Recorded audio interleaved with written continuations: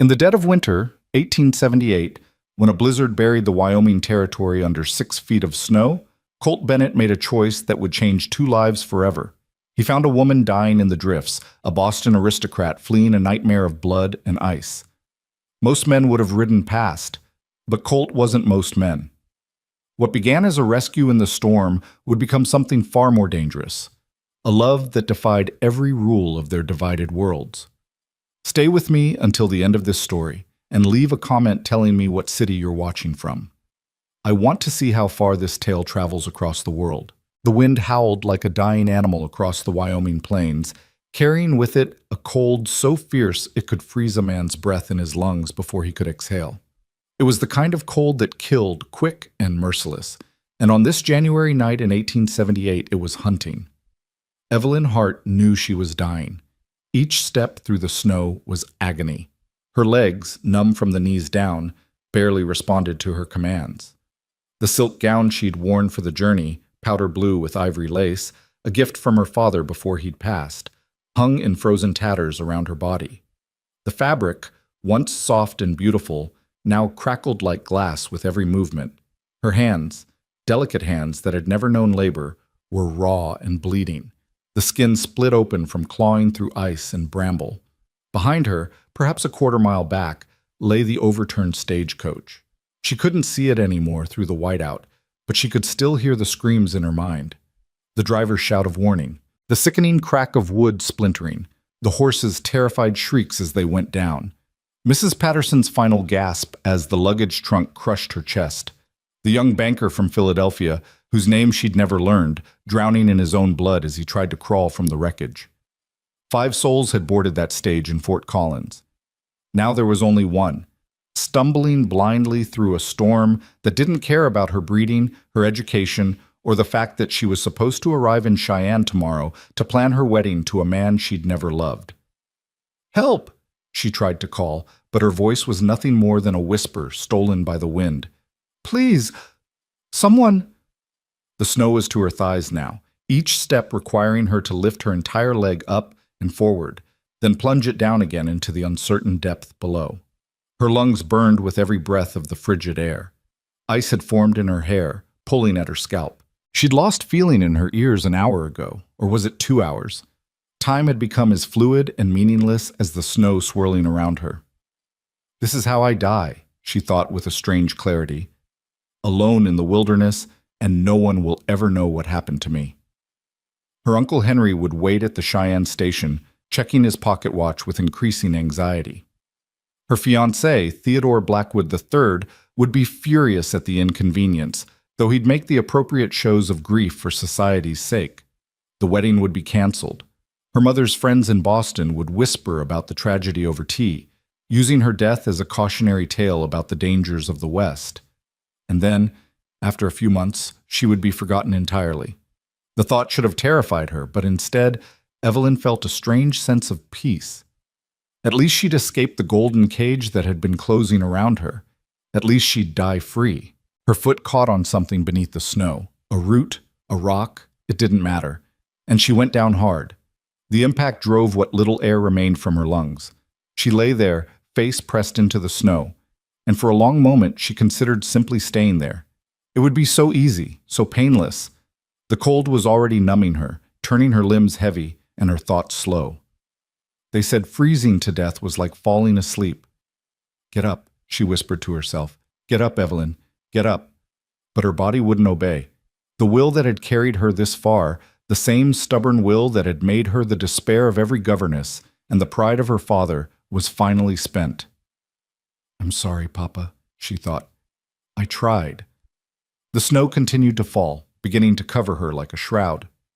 600 yards to the north, Colt Bennett sat astride his gray gelding, Thor, and squinted into the storm. He'd been riding the fence line when the blizzard hit, checking for breaks before the worst of winter settled in. Most men would have turned back an hour ago, sought shelter and warmth. But Colt had learned long ago that most men was a category he didn't fit into, for better or worse. At 32, he'd spent more than a decade working cattle on the high plains. He knew this land the way a sailor knows the sea, its moods, its dangers, its rare mercies. He knew how to read the wind, how to find water under ice, how to tell the difference between a coyote's cry and a wolf's howl at 300 yards in the dark. And right now, every instinct he'd honed over those hard years was telling him something was wrong. Thor sensed it too. The horse's ears kept swiveling southeast toward something Colt couldn't see through the white curtain of snow. The gelding, usually steady as stone, was dancing nervously, tossing his head. "Easy, boy," Colt murmured, his voice barely audible over the wind. "What have you got?" He'd learned to trust the horse's instincts. Thor had saved his life twice, once by refusing to cross a snow bridge over a ravine that collapsed minutes later, and once by bolting away from what Colt had thought was a shadow, but turned out to be a mountain lion crouched in the rocks. Colt pulled his wool scarf down from his face, ignoring the immediate bite of the cold on his weathered skin. He was a tall man, lean and hard from constant work, with dark hair that hung to his collar and eyes the color of smoke. His face bore the lines of someone who'd seen too much, lost too much, but survived anyway. "Show me," he said, giving Thor his head. The gelding needed no further encouragement. He pushed forward through the drifts with the powerful gait of a working horse, his breath coming in great plumes of steam. Colt hunched low over the saddle, protecting his face from the worst of the wind, trusting Thor to find whatever had spooked him. They rode for perhaps 10 minutes, though distance was impossible to gauge in the whiteout. Then Thor stopped abruptly, whinnying and backing up a few steps. Colt looked down. At first he thought it was just a drift, a peculiar formation of snow sculpted by the wind. Then he saw the color, a hint of blue, nearly buried. He dismounted in one smooth motion, his boots sinking deep into the powder. "Jesus Christ," he breathed. It was a woman. She lay face down in the snow, so still that for a terrible moment he was certain she was dead. Colt dropped to his knees beside her, yanking off his glove with his teeth. He pressed 2 fingers to her neck, searching for a pulse. There. Faint and thready, but there. "Ma'am?" he called, his voice sharp with urgency. "Ma'am, can you hear me?" No response. Her skin was pale as marble, her lips tinged blue. Ice crystals had formed in her dark hair, and when he carefully turned her over, he saw that her eyes were closed, the lashes frosted white. She was young, early 20s, he guessed, with delicate features that spoke of a life far removed from this brutal wilderness.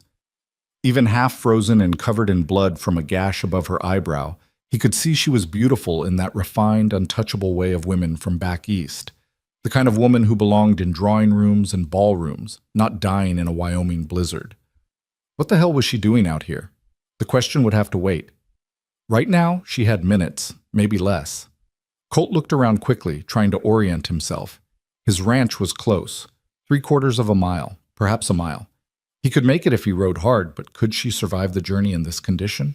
She had to, because the alternative was leaving her here to die, and that wasn't something Colt Bennett could do. Not again. He shrugged out of his heavy wool coat, wrapping it around her trembling frame. She was light, too light. When he lifted her into his arms, her head lolled against his chest, and he could feel how cold she was even through his shirt. "You're not dying today," he told her firmly, as if he could command death itself to back down. "You hear me? You'll make it home with me." Getting her onto Thor was a challenge. The gelding stood steady, bless him, while Colt carefully positioned himself in the saddle and then pulled the woman up in front of him. He settled her against his chest, holding her secure with one arm while guiding Thor with the other. "Go, boy, home, fast as you can manage." Thor needed no urging. The horse knew the way even in the storm, and he struck out with purpose, following instincts and memory where sight was useless. Colt held the woman tight, trying to share what warmth he could, though he could feel the cold seeping into his own bones now, without his coat. "Stay with me," he murmured against her hair. "We're almost there, just hold on a little longer." She didn't respond, didn't move, but he could feel the shallow rise and fall of her chest against his arm. Still breathing, still fighting, even if she didn't know it. The ride was both endless and too short. Colt's arms ached from holding her, his face had gone numb from the wind, and he'd lost feeling in his toes. But finally, he saw the golden glow of lamplight through the snow. His ranch house, solid and welcoming, materialized out of the storm like a ship emerging from fog. "Nora!" he shouted as Thor carried them into the yard. Nora, I need help. The door flew open before they'd even stopped. Nora Alvarez, his housekeeper, and the closest thing to family he had left, stood backlit in the doorway. She was a sturdy woman in her 50s, with iron gray hair and hands that could birth a calf, set a broken bone, or bake bread that made men weep, sometimes all in the same day. One look at Colt's burden, and her eyes went wide. Dios mío, she gasped. What? Found her in the snow, Colt interrupted, dismounting awkwardly with his unconscious cargo. She's alive, but barely. I need hot water, blankets, and every bit of warmth we can give her. Nora was already moving. Her initial shock transformed into efficient action. Bring her to the kitchen. The stove's hottest there. Maria, she called over her shoulder to her daughter. Stoke the fire and heat water. Rapido. Colt carried the woman inside, grateful for the blast of warmth that hit him as he crossed the threshold. The ranch house wasn't fancy. Rough-hewn timber walls, simple furniture built for function rather than beauty. But it was solid and warm, heated by a massive stone fireplace in the main room and the cast-iron stove in the kitchen. He laid her on the kitchen table as gently as he could. Up close, in the lamplight, she looked even worse than he'd thought. Her skin had a grayish tinge, her breathing was labored, and when Nora began to peel away the frozen layers of her dress, they found her skin mottled with frostbite. Strip her down, Nora ordered, all business now. Everything wet has to come off. Maria, those blankets, and bring my sewing kit. She's got a nasty cut on her head that'll need stitching. For the next hour, Colt's kitchen became a makeshift hospital. Between the three of them, they worked to save the stranger's life. They removed the frozen dress, revealing a body so thin and cold it hurt to look at. They wrapped her in warm blankets, placed heated stones around her to raise her temperature slowly. Too fast would be dangerous. Nora cleaned and stitched the gash on her forehead with practiced skill, muttering prayers in Spanish as she worked. Colt paced the kitchen like a caged animal, unable to sit still, watching the woman's face for any sign of improvement. Her breathing remained shallow but steady. The color, or what little there was, didn't get any worse. Once her eyelids fluttered, and he thought she might wake, but she settled back into unconsciousness. "Who is she?" Maria whispered. The girl was 18, with her mother's kind eyes and her late father's shy smile. "Don't know," Colt replied, his voice rough. "Haven't found any papers or identification. But given how she was dressed..." He gestured to the ruined blue silk, now crumpled in a wet heap by the door. "She's quality. Eastern, I'd wager. Boston or Philadelphia." "Long way from home," Nora observed, securing the last bandage. She pressed the back of her hand to the woman's forehead, checking for fever. "What was she doing out in that storm?" "That's what I aim to find out," Colt said. "Soon as she can talk." "If she can talk," Nora corrected gently. "Colt, she's bad off. The frostbite, the exposure. Even if she wakes up, there could be damage we can't see." "She'll make it," Colt said with a certainty he didn't quite feel. "She's a fighter, I can tell." Nora gave him a long, measuring look. "You don't even know her name." "Doesn't matter. She needed help, and I found her. That's enough." What he didn't say, what he couldn't say, even to Nora who'd known him for 8 years, was that he'd seen something in the woman's face, even unconscious and half frozen. A desperation, a determination to survive. It reminded him of himself 3 years ago, when his world had fallen apart and he'd had to choose between giving up or going on. She'd chosen to go on, fighting through that storm until her body simply couldn't anymore. That took courage. That took a strength most people didn't possess. He respected that. "Let's get her by the fire," he said. "She'll rest better there, and it's warmer than the kitchen will be once that stove dies down." Between them, they carried her, still wrapped in blankets like a cocoon, to the main room. Colt had built up the fire until it roared in the hearth, filling the space with blessed heat. They laid her on the old leather sofa, positioning her so the warmth could reach her without burning. Colt dragged a chair over and sat down, preparing for a long vigil. Nora brought him coffee, strong and black the way he liked it, and a plate of beans and cornbread that he ate without tasting. Maria brought more blankets, more heated stones, and then retreated to her room after her mother's gentle urging. "You should rest too," Nora told Colt. "I'll watch her." "I'm fine." "You've been out in that storm for hours. You're half frozen yourself, and stubborn as..."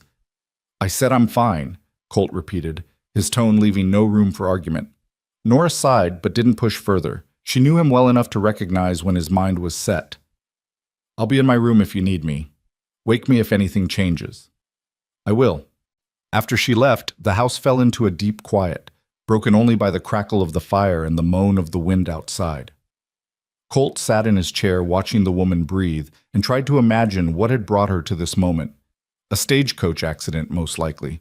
There'd been no other signs of a struggle on her body, and she'd been heading roughly northeast when he found her, toward where the main road ran, which meant there were probably others. Dead, if they'd been out in that storm as long as she had. He'd have to go looking come first light. If there were bodies, they deserved a proper burial, and if, by some miracle, there were survivors. But deep down, Colt didn't think there would be. This woman, whoever she was, had used up all the luck available that night. Hours passed, the fire burned low, and Colt added more wood. The wind gradually died down, and through the window he could see the snow had stopped falling. The storm was moving on, leaving behind a landscape transformed into an alien world of white. It was near dawn when she stirred. It started with just a twitch of her fingers, so slight he almost missed it. Then her eyelids fluttered, her breathing changed, becoming faster, more agitated. She made a small sound, not quite a word, but close. Colt leaned forward. "Ma'am, can you hear me?" Her eyes opened. They were brown, he saw, a deep, warm brown that seemed too alive for someone who'd been so close to death. For a moment they stared at nothing, unfocused and confused. Then they found him, and he saw awareness flood back. "Where?" she whispered, her voice barely audible. "Where am I?" "You're safe," Colt said quietly, keeping his voice gentle despite the urgency he felt. "You're at my ranch, about 20 miles west of Cheyenne. I found you in the snow." She tried to sit up, then gasped at the pain. Every muscle in her body would be screaming right now, Colt knew. Frostbite hurt like hell as it thawed. "Easy," he cautioned, putting a hand on her shoulder to keep her from rising. "Don't move too fast. You've been through an ordeal." "The stage," she breathed, and suddenly her eyes were wide with horror. "Oh God, the stage. There was a crash. The horses, they spooked. There was ice on the road." "How many?" Colt asked. "How many people on the stage?" "6, she said, tears starting to stream down her face. "6, including the driver, Mrs. Patterson. She was sitting next to me. There was a banker and a young couple going to visit family, and—" Her voice broke. "Are they alive? Did anyone else—" Colt's silence was answer enough. "No," she whispered. "No, no, no." She covered her face with her hands, her whole body shaking with sobs. "This is my fault. I convinced Mrs. Patterson to take this stage. She wanted to wait for better weather, but I said I couldn't delay. I said—" "Stop." Colt's voice was firm. "This isn't your fault. Stages crash. It happens, especially in winter. You didn't make those horses spook. You didn't put ice on that road. And beating yourself up about it won't bring them back." She looked at him through her tears, and he saw the guilt and grief warring in her expression. But she also saw something else, a recognition, perhaps, that he'd been where she was now, that he knew what it felt like to survive when others didn't. "What's your name?" he asked. She drew a shaky breath, trying to compose herself. "Evelyn. Evelyn Hart. Miss Hart." "Evelyn," she interrupted. Just Evelyn. After tonight, formality seems absurd." He nodded. "Evelyn, I'm Colt Bennett. This is my ranch. You're going to stay here until you're well enough to travel. That might be a few days, might be a week, but you're safe here. You have my word." "Why?" she asked suddenly. "Why did you come looking? Why didn't you just stay safe in your house?" It was a good question. One Colt had asked himself more than once during that long, cold ride through the storm.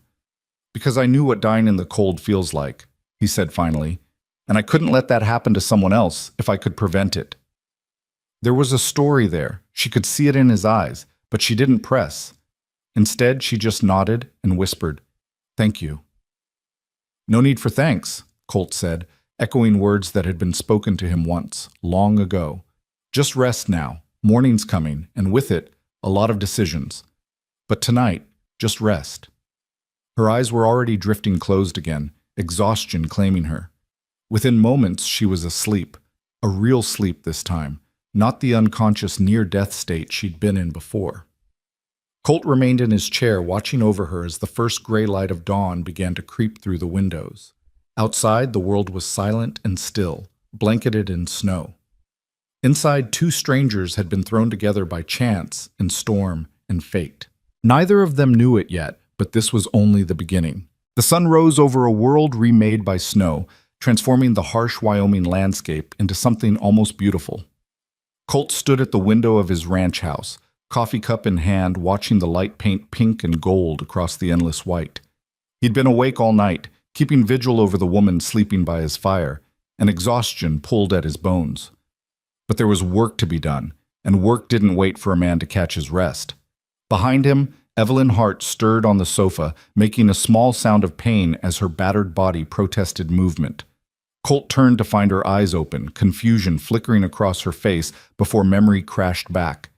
He saw the moment it hit her, the accident, the deaths, the desperate flight through the storm. Her face crumpled and fresh tears traced paths down her cheeks. "It wasn't a dream," she whispered. "No, ma'am," Colt said quietly. "I'm afraid it wasn't." She closed her eyes for a long moment, her jaw working as she fought for composure. When she opened them again, they were red-rimmed but determined. "The others, you said I was the only one." "I didn't say that exactly. I said my silence was answer enough." Colt set down his coffee cup and moved closer, keeping his voice gentle. "Truth is, I don't know for certain. Storm was too fierce last night to go looking, but I'm heading out this morning to find the wreck. If there are survivors, I'll bring them back. If there aren't—" He paused. "Well, they deserve better than being left out there." Evelyn tried to sit up, gasping as pain lanced through her limbs. Colt moved quickly, slipping an arm behind her shoulders to support her weight. Her skin was warmer now, he noted with relief, though she still trembled like a newborn colt. "I need to come with you," she said. "I need to see—" "You need to stay right here," Colt interrupted firmly. "You've got frostbite on your hands and feet, a concussion from that gash on your head, and you spent half the night closer to dead than alive. You're not going anywhere for at least a few days. But no buts. You want to help them? Then stay here, get stronger, and live." That's what they'd want, if they could want anything. The bluntness of his words made her flinch, but she didn't argue further. Instead, she looked down at her hands, seeing for the first time the bandages wrapped around her fingers, the mottled discoloration of frostbite on her exposed skin. "Will I lose them?" she asked quietly. "My fingers?" "Nora doesn't think so. Says you got lucky, if you can call any part of last night lucky. The damage isn't as deep as it could be. You'll hurt like hell for a while, and you might lose a nail or two, but you should keep your digits." He hesitated, then added, "You were smart to keep moving. A lot of folks would have stopped, tried to wait out the storm. That would have killed you for certain." Evelyn looked up at him, studying his face with an intensity that made him uncomfortable. "You know what it's like," she said. It wasn't a question. "Losing people. That's why you understand." Colt pulled away, putting distance between them. "Everyone loses people, Miss Hart. That's just life." "Evelyn," she corrected automatically, "and there's losing people, and then there's losing people. The way that changes you, hollows you out." Her voice was soft but certain. "You've been hollowed out, Mr. Bennett. I can see it in your eyes." For a long moment, Colt said nothing. The observation was too accurate, too sharp, and it unsettled him that this stranger could read him so clearly. Most people looked at him and saw a hard man, a distant man, someone best left alone. They didn't see the wound beneath, still raw after 3 years. "My wife died," he said finally, the words rough. 3 winters back. Fever took her in 4 days. She was 26 years old. He turned back to the window, unable to face Evelyn's sympathetic gaze. "After that, I figured the world had taken enough from me. I stopped caring much about anything except keeping this ranch running and getting through each day. Then last night, I found you and He stopped, uncertain how to finish. "You remembered what it feels like to save something," Evelyn finished for him. "To fight death and win." "Maybe," Colt admitted, Or maybe I just couldn't stand the thought of one more person dying on my watch. Before Evelyn could respond, the kitchen door swung open and Nora appeared, carrying a tray laden with food. The older woman's eyes widened when she saw Evelyn sitting up. "Dios mío, you should be lying down," she scolded, hurrying over. "Colt, why didn't you—" "Tried," Colt said dryly. "She's stubborn." "I'm fine," Evelyn protested, though her pale face and shaking hands suggested otherwise. "Really, I just— Oh." Her words cut off as her stomach growled loudly, betraying her hunger. Nora's stern expression softened into something almost motherly. "When did you last eat, child?" "Yesterday morning, I think, before we left Fort Collins." Evelyn's brow furrowed as she tried to remember. "There was supposed to be a meal stop at Laramie Station, but we never made it." "Then you'll eat now," Nora declared, setting the tray on the low table beside the sofa. "Slowly, mind. Your stomach's been empty too long for heavy food, so I've brought you broth and bread. Tomorrow, if you keep it down, we'll try something more substantial." The smell of the beef broth made Evelyn's mouth water. She reached for the bowl with bandaged hands, fumbling with the spoon. After the third attempt to lift it to her lips ended with broth sloshing over the rim, Colt stepped forward and took the bowl from her. "Let me," he said gruffly, kneeling beside the sofa. Evelyn's cheeks flushed pink. "I can feed myself." "Sure you can. But you can also let someone help you, which is the smarter choice given your hands won't cooperate just yet." He dipped the spoon into the broth and held it out. "Pride's fine in its place, but this isn't that place." For a moment he thought she'd refuse. Then, with obvious reluctance, she leaned forward and sipped from the spoon. The broth was rich and savory, seasoned with herbs and salt, and she nearly groaned at how good it tasted. Colt fed her slowly, patiently, while Nora watched with approval. "You're good at this," Evelyn observed between sips. "Have you done this before?" "Had to feed my wife toward the end," Colt said simply. "Fever made her too weak to hold a spoon." The words hung in the air, heavy with old grief. Evelyn's eyes filled with tears again, but she blinked them back. "I'm sorry. That must have been terrible." It was. Colt didn't elaborate, just continued feeding her until the bowl was empty. "Now rest. I've got to ride out before the day gets any later." "You'll be careful?" The words came out before Evelyn could stop them, surprising them both. She barely knew this man, yet the thought of him heading back out into that frozen wilderness made her chest tight with anxiety. Colt's expression softened slightly. "Always am. Besides, storms passed. The danger now is just cold and distance, and I know how to handle both." He stood, setting the empty bowl aside. "Nora will look after you. You need anything, you ask her. Understood?" Evelyn nodded, suddenly exhausted again. The brief meal had taken more out of her than she wanted to admit. As Colt headed toward the door, pulling on his heavy coat and checking his rifle, she called out, "Mr. Bennett?" He paused, looking back. "Thank you," she said quietly. "For everything, for finding me, for bringing me here, for—" She gestured helplessly. "For giving me a reason to keep fighting." Something flickers in Colt's gray eyes, surprise, maybe, or recognition. "You gave yourself that reason, Miss Hart. I just showed you where shelter was." Then he was gone, the door closing behind him with a soft thud. Nora tutted softly, adjusting the blankets around Evelyn's shoulders. "That man. Always has to have the last word. Gets it from his father, I think, though I never met the old devil." "How long have you worked for him?" Evelyn asked, grateful for the distraction from her dark thoughts. 8 years now. I came here with my husband, Jose, and our daughter, Maria. You'll meet her later. She's shy around strangers. Jose worked the ranch, and I kept the house." Nora's voice softened. "He passed 5 years ago. Thrown from a horse, broke his neck. Colt let us stay on, even though he didn't really need a housekeeper for just himself. Said this was our home, and death didn't change that." "He sounds like a good man." "He is. Hard sometimes, and too quiet for his own good, but good down to the bone." Nora smoothed the blankets with work-worn hands. "His wife, Sarah, she was something special, bright and warm, full of laughter. When she died, the light went out of him. He's been just existing, ever since, until last night." Evelyn understood what Nora wasn't quite saying. You think finding me changed something. I think saving you reminded him what it feels like to matter, to make a difference. Nora met her eyes steadily. Whatever happens next, child, don't take that lightly. You're the first thing he's fought for in 3 years. The weight of that responsibility settled over Evelyn like a physical thing. She wanted to protest that she hadn't asked for this, hadn't asked to be saved or to become some kind of symbol for a grieving widower's redemption. But the words died unspoken because she knew they'd be a lie. She had asked for this, in her desperate prayer in the snow, in her refusal to surrender to the cold. She'd asked, and Colt Bennett had answered. Now she owed him her life, and that was a debt that couldn't be easily repaid. The morning passed slowly. Nora insisted Evelyn rest, and though she wanted to argue, exhaustion made compliance easy. She drifted in and out of sleep, waking occasionally to find Nora or Maria sitting nearby with mending or knitting, keeping quiet vigil.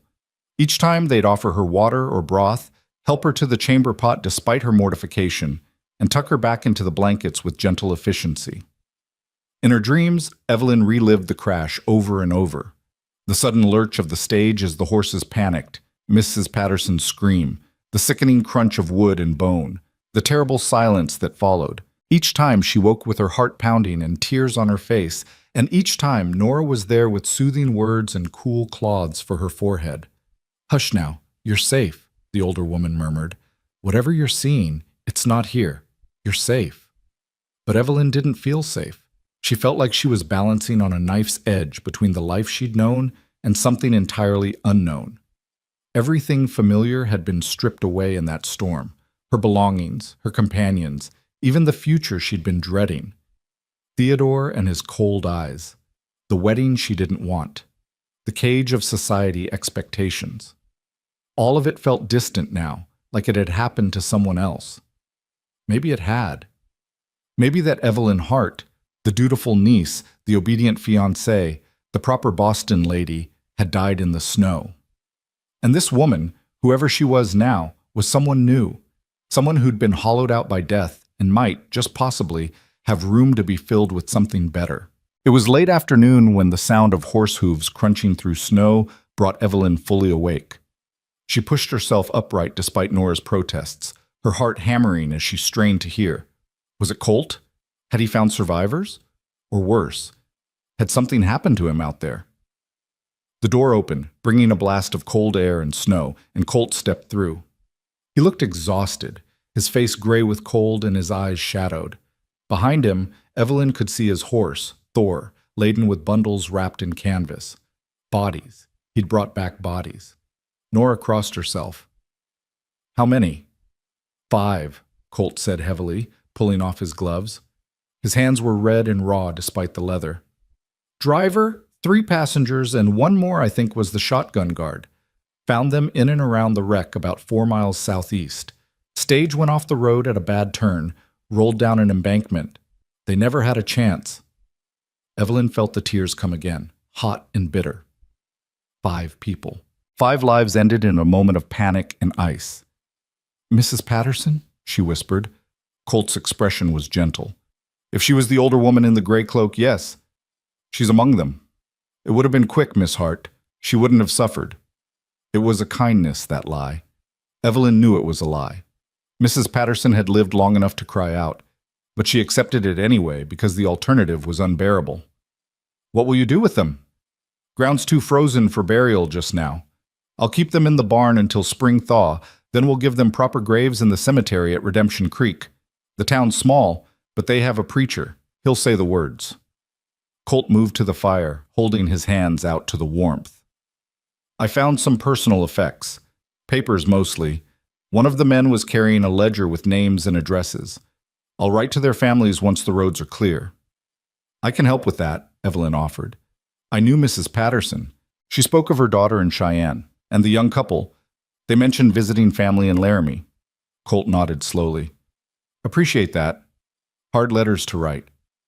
"I know." And she did. She'd written to her father's business partners after he died, each letter a fresh cut on her heart. "Mr. Bennett, did you find, was there luggage, personal belongings?" "Some. Most of it scattered or damaged. Why?" Evelyn looked down at herself, at the borrowed nightgown and blankets. Because everything I owned, was in my trunk on that stage. My clothes, my money, the letters from my uncle. Her voice wavered. I have nothing left. Just this body, and it barely works. The reality of her situation hit her fully for the first time. She was stranded hundreds of miles from her uncle, with no money, no proper clothing, and injuries that made travel impossible. She was dependent entirely on the charity of strangers, and while Colt and Nora seemed kind, how long would that kindness last? A few days? A week? What then? We'll figure it out, Colt said, his voice firm. First thing is getting you well. After that, we'll worry about the rest. But I can't pay you, Evelyn protested. I can't repay your kindness or even cover the cost of my food and shelter. My uncle, he has money. He'll compensate you once I reach him, but stop. Colt held up a hand. I don't want payment. You think I pulled you out of that snow expecting to be paid? This isn't the East, Miss Hart. Out here, we help folks because it's the right thing to do, not because there's profit in it. That's not fair to you. Life's not fair, Colt said bluntly. You of all people should know that by now. But we do what we can to make it bearable. You're here, you're hurt, and you need help. That's all that matters. The rest, money, debts, obligations, that's for later. For now, you heal. Evelyn wanted to argue further, but exhaustion and pain made it impossible. Instead, she just nodded, accepting his charity even as it galled her proud Boston upbringing. She'd been raised to be self-sufficient, to never be a burden. Now she was nothing but. Maria appeared from the kitchen carrying a fresh pot of coffee and some cornbread still warm from the oven. She was a pretty girl with long dark hair and shy eyes that darted away whenever Evelyn tried to meet them. She set the food on the table, whispered something to her mother in Spanish, and fled back to the kitchen. She's nervous around strangers, Nora explained, pouring coffee for Colt. Give her time. She has beautiful eyes, Evelyn said, like her mother's. Nora smiled, pleased. Her father's actually. Jose had eyes like a deer, all soft and gentle. Maria got those. Everything else is pure Alvarez stubbornness. The evening settled over the ranch house like a comfortable blanket. Colt sat in his chair by the fire, saying little but present. Nora moved between kitchen and hearth, preparing supper and clucking over both her patients, Colt for his frozen hands, Evelyn for her persistent shivers. Maria appeared occasionally, always quiet, always quick to retreat. They ate together at sunset, simple ranch food that tasted like heaven to Evelyn's starved palate. Beans and cornbread and thick slices of bacon washed down with bitter coffee sweetened with honey. Colt ate mechanically, his thoughts clearly elsewhere. When Nora pressed him about the wreck, he described it in careful clinical detail. The angle of the overturned stage, the way the horses had broken free of their traces and likely run until they dropped, the personal effects he'd salvaged. I found this, he said, pulling something from his pocket. It was a small leather case, water-stained but intact. He handed it to Evelyn. It was in what I think was your trunk. Seemed important. Evelyn opened the case with shaking hands. Inside was a daguerreotype, her father, taken the year before he died. He stared out at her with the same serious expression he'd worn in life, his eyes intelligent and kind. Seeing his face again broke something loose in her chest, and she began to cry in earnest, great heaving sobs that hurt her bruised ribs. I'm sorry, she gasped between sobs. I'm sorry, I don't mean to. He was all I had, and now he's gone, and everyone's gone, and I don't know what to do. Nora was there immediately, wrapping Evelyn in a firm embrace that smelled of flour and wood smoke. Let it out, child. You've earned these tears. Colt shifted uncomfortably in his chair, unused to such displays of emotion. But he didn't leave, didn't turn away. He just sat there, bearing witness to her grief, understanding in a way few could that sometimes the only thing to do with pain was let it pour out until the well ran dry. Eventually, Evelyn's sobs subsided into hiccups and sniffles. She pulled away from Nora, embarrassed by her breakdown. I'm sorry, that was unseemly. That was human, Colt corrected. Nothing unseemly about grief. In Boston, young ladies don't cry in public, Evelyn said, trying to muster some of her old composure. It's considered a sign of weak character. Well, this isn't Boston, Colt said, and anyone who thinks tears are weakness has never had cause to shed them.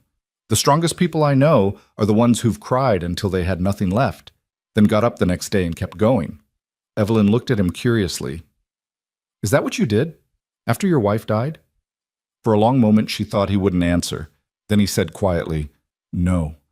After Sarah died, I cried myself sick for a week, then locked those feelings away where they couldn't touch me. Thought I was being strong. Turns out, I was just being a coward. You're not a coward, Evelyn said with surprising fierceness. A coward would have stayed inside last night. A coward would have let me die rather than risk himself. Whatever else you are, Mr. Bennett, you're not that. Colt's gray eyes met hers, and something passed between them. Recognition, maybe, or understanding. Two broken people seeing themselves reflected in each other's pain. Maybe, he said finally, or maybe I'm just trying to outrun my ghosts. Either way, you're alive, and that's what counts. The fire crackled, sending sparks up the chimney. Outside, night had fallen fully, and with it came the cold, deep and penetrating, the kind of cold that killed. But inside Colt Bennett's ranch house, there was warmth and light, and for the moment, safety.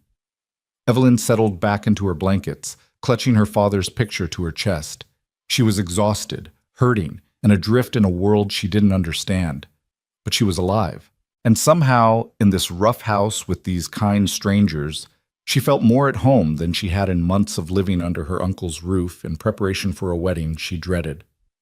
Tell me about your wife, she said suddenly. If it's not too painful, I'd like to know about her.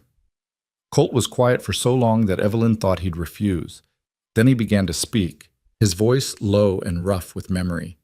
Sarah was a school teacher, came out from Ohio to teach at the Redemption Creek School. She had red hair, really red like copper wire, and freckles she hated but I loved.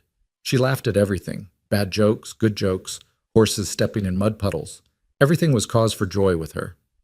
He stared into the fire, seeing something far away. She made me want to be better, kinder, more patient. When she died, it felt like someone had reached into my chest and pulled out everything worth keeping. How did you meet? Evelyn asked softly. Horse auction. She was looking to buy a gentle mare for riding to school. I was selling off some stock. She walked right up to me, this tiny woman who barely came to my shoulder, and told me she needed a horse that wouldn't try to kill her because she'd never ridden before but was determined to learn. He smiled slightly at the memory. I sold her the gentlest mare I had and offered to teach her to ride for free. She said she'd accept only if I'd let her teach me to read better in exchange. That's how it started. She sounds wonderful, Evelyn said. She was. Colt's voice went rough. And then she wasn't there anymore, and I didn't know how to be in a world without her. Still don't, most days. Nora spoke up from her corner, where she'd been quietly knitting. But you're learning. Slowly, but learning. Tonight is the most I've heard you talk about Sarah in 2 years. Colt looked startled, as if he hadn't realized he'd opened up so much. He cleared his throat, shifting uncomfortably. Yeah, well, guess having someone new around changes things.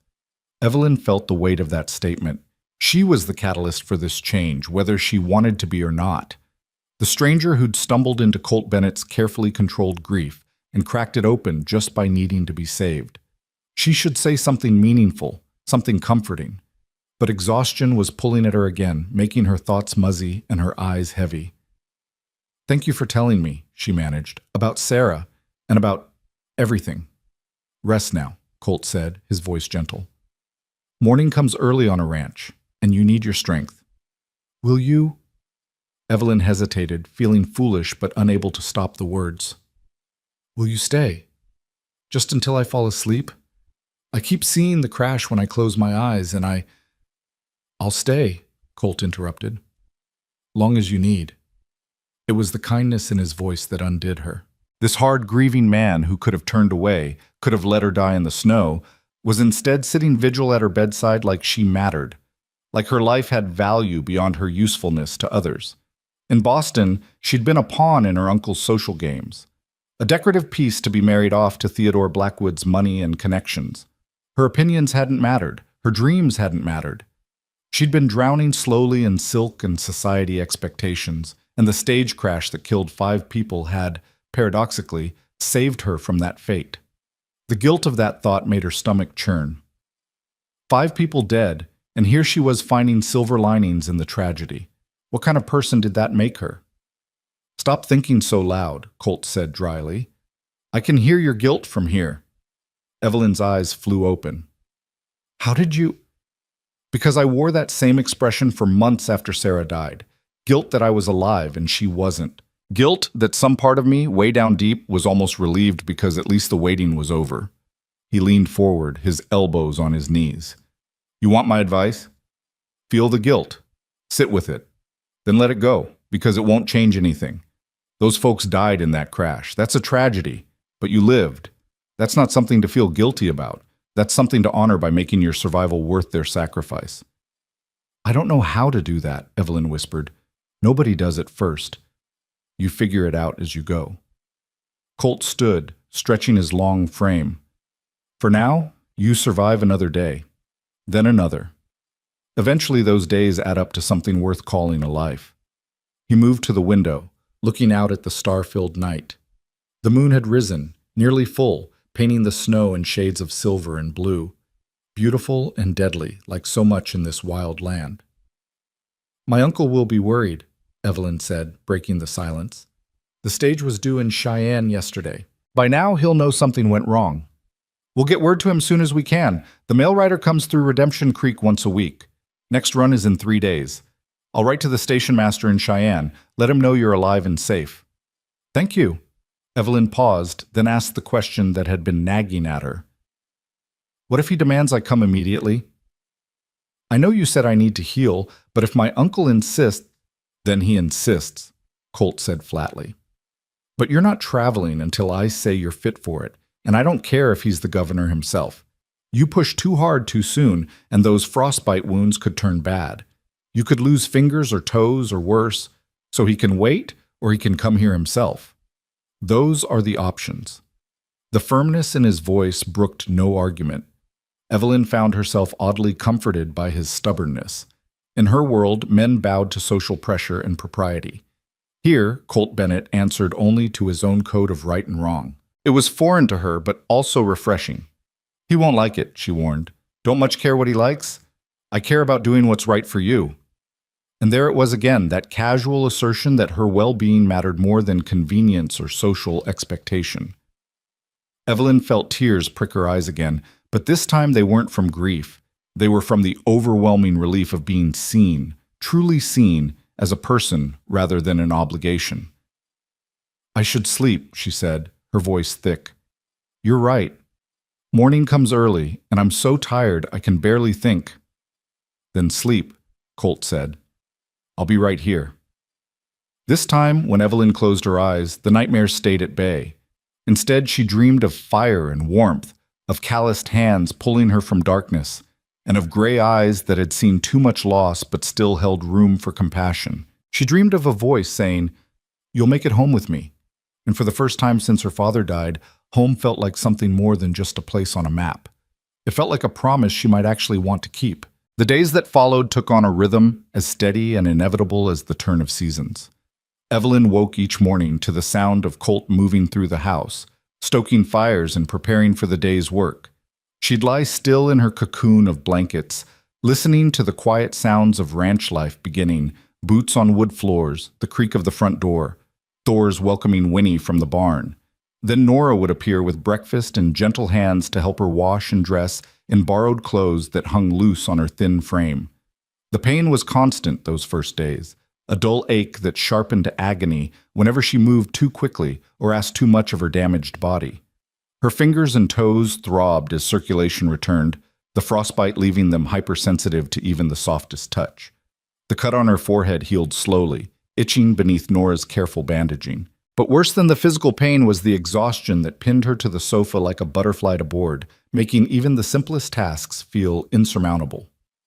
"This is normal," Nora assured her on the third morning, when Evelyn broke down crying from frustration at being unable to hold a teacup steady. "Your body fought death and won. It needs time to remember how to do all the little things you took for granted before." "I hate being helpless," Evelyn said, wiping angrily at her tears. I hate needing help with everything. In Boston, I could at least pretend I had some control over my life. Now I can't even dress myself without assistance. Nora's expression softened with understanding. Control is a pretty illusion, child. Life comes at us whether we're ready or not. The strong ones aren't those who never fall.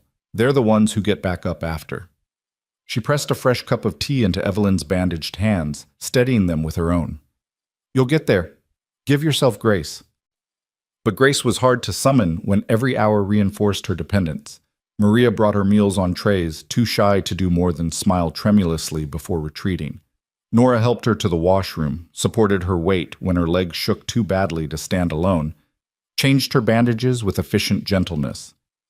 And Colt was a constant presence even in his absence, his consideration evident in the extra wood he stacked by the fire, the books he left on the table within her reach, the way he'd carved small grips into a wooden spoon so her clumsy fingers could hold it better. He spoke little during those days, his natural reticence reasserting itself now that the crisis had passed. But he was always there in the evenings, settling into his chair across from her while Nora cooked supper and Maria did her schoolwork at the kitchen table. Sometimes he'd read, his lips moving slightly over the words in a way that suggested Sarah's reading lessons had been necessary. Sometimes he'd work on tack that needed mending, his strong hands moving with practiced efficiency. And sometimes he'd just sit and stare into the fire, his thoughts far away in that country of grief where Evelyn couldn't follow. It was on the fourth evening that she finally broke the comfortable silence between them. "Tell me about the ranch," she said, watching firelight play across his weathered features. "How long have you been here?" Colt looked up from the bridle he was oiling, surprised by the question. 12 years. Bought the land with money I'd saved from 5 years of cowboying for other men's outfits. Started with nothing but a tent, 50 head of cattle, and more ambition than sense."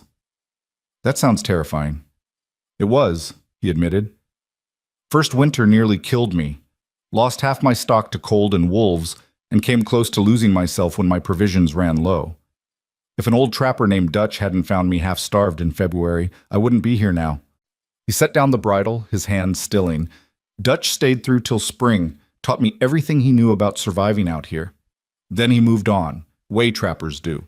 Never saw him again, but I owe him my life." Evelyn heard the echo of her own story in his words.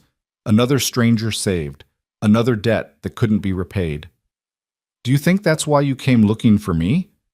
Because someone once did the same for you?" "Maybe. Or maybe it's just what decent people do, help when they can, because someday they might be the ones who need helping." Colt picked up the bridle again, his fingers working oil into the leather. "Either way, it's not a debt you owe. It's a cycle. Someone helped me. I helped you. Someday you'll help someone else. That's how we survive out here, by taking care of each other." "That's not how it works in Boston," Evelyn said quietly. "In Boston, everything is a transaction. Every favor comes with strings attached. If someone helps you, it's because they want something in return. Status, connections, leverage. Genuine kindness is so rare, it's suspect." Colt shook his head slowly. "That's a hard way to live." "It is," Evelyn agreed, "but it's all I've ever known. My father understood the game and played it well enough to build a modest fortune. After he died, my uncle took control of everything. My inheritance, my future, me. He arranged my engagement to Theodore because it would benefit his business interests. My feelings about it were irrelevant." "You didn't want to marry this Theodore?" "I didn't want to marry anyone," Evelyn said, the words tumbling out in a rush she couldn't stop. "I wanted to go to university, to study literature and philosophy. I wanted to write, to travel, to make my own choices. But Uncle Henry said those were foolish dreams, that my duty was to marry well and produce heirs to carry on the family name. Theodore was rich, influential, and willing to overlook my unfortunate independent streak as long as I learned to be properly obedient." She laughed bitterly. "The stage crash that killed 5 people also saved me from that fate. What does that make me?" "Human," Colt said simply. "You can mourn those who died and still be grateful you didn't have to sacrifice yourself to a life you didn't want. Those aren't contradictory feelings. They're just complicated ones." Before Evelyn could respond, Nora called from the kitchen that supper was ready. The meal was hearty ranch fare, venison stew thick with vegetables, fresh bread still warm from the oven, and apple pie that Maria had made under her mother's supervision. They ate together at the rough-hewn table, a makeshift family bound by circumstance rather than blood. Maria was gradually warming to Evelyn's presence, no longer fleeing the moment their eyes met. Tonight she even spoke directly to her, asking in softly accented English if the pie was to her liking. "It's delicious," Evelyn assured her. "The best I've ever tasted." Maria's face lit up with shy pleasure. "Mama taught me her mother's recipe, from Mexico, before they came north." "Your grandmother must have been a wonderful cook." "She was," Nora confirmed, pride evident in her voice. "Maria has her gift for baking. Everything else she got from her father, his gentleness, his way with animals, his kind heart." "I wish I could have known him," Evelyn said. "He would have liked you," Nora replied. "Jose had a soft spot for strays and lost things. He'd have taken one look at you, half frozen and heartbroken, and adopted you on the spot." She glanced at Colt with meaning. "Some men are like that. Can't stand to see suffering without trying to fix it." Colt shifted uncomfortably under her knowing gaze. "Anyone would have done the same." "But you're the one who did," Evelyn said softly. "That matters." After supper, while Nora and Maria cleaned up, Colt retreated to his chair and pulled out a writing kit. He spent the next hour composing careful letters in handwriting that showed the effort each word required. When Evelyn asked what he was writing, he explained he was notifying the families of the stage crash victims, as well as sending word to her uncle that she was alive and recovering. "What did you tell him?" Evelyn asked, anxiety tightening her chest. "My uncle, I mean. The truth.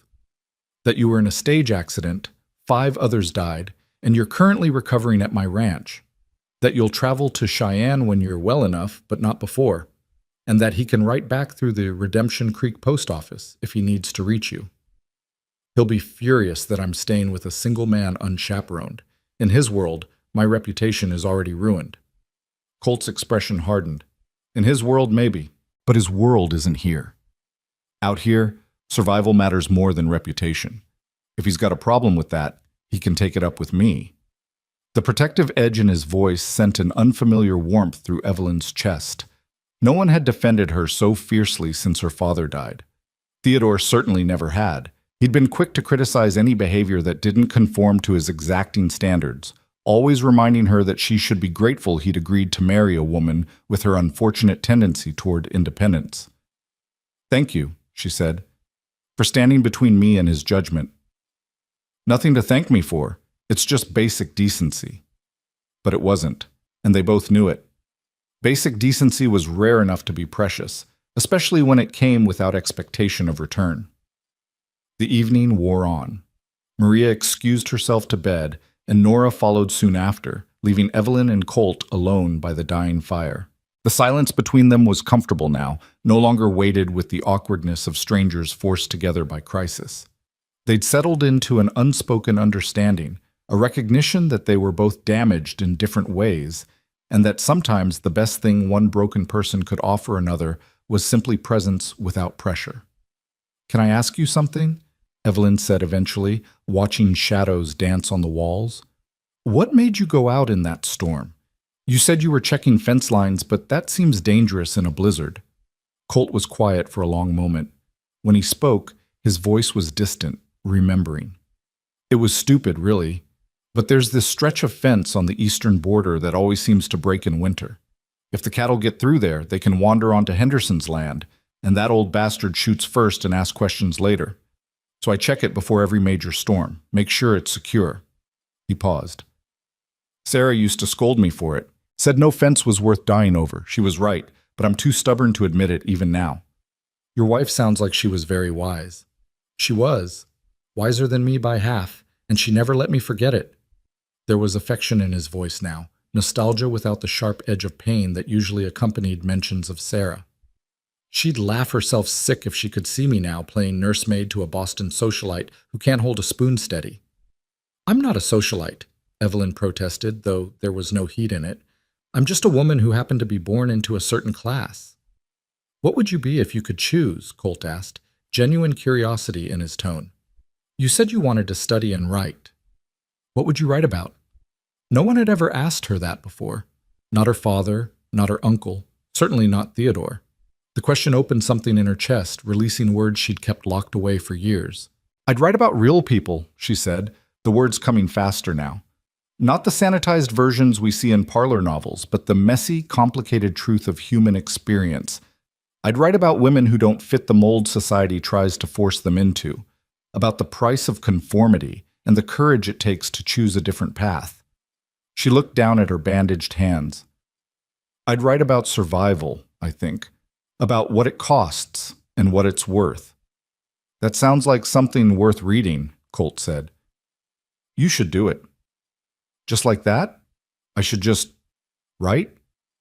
"Why not? You've got time now while you're healing. Paper and ink aren't hard to come by. And from what I've heard, near-death experiences give people perspective worth sharing." He stood, moving to a shelf in the corner. After a moment of searching, he returned with a leather journal and a fountain pen. This was Sarah's. She kept a diary, wrote in it every day. After she died, I couldn't bring myself to read it. Felt like violating something sacred. But it's just been gathering dust for 3 years, and I think she'd rather it be used than wasted. Evelyn took the journal with trembling hands. The leather was soft, well-worn, the pages yellowed but pristine. On the inside cover, written in an elegant script, were the words, "Sarah Bennett, her book, 1874. "I can't take this," Evelyn whispered. "It was your wife's. It was hers.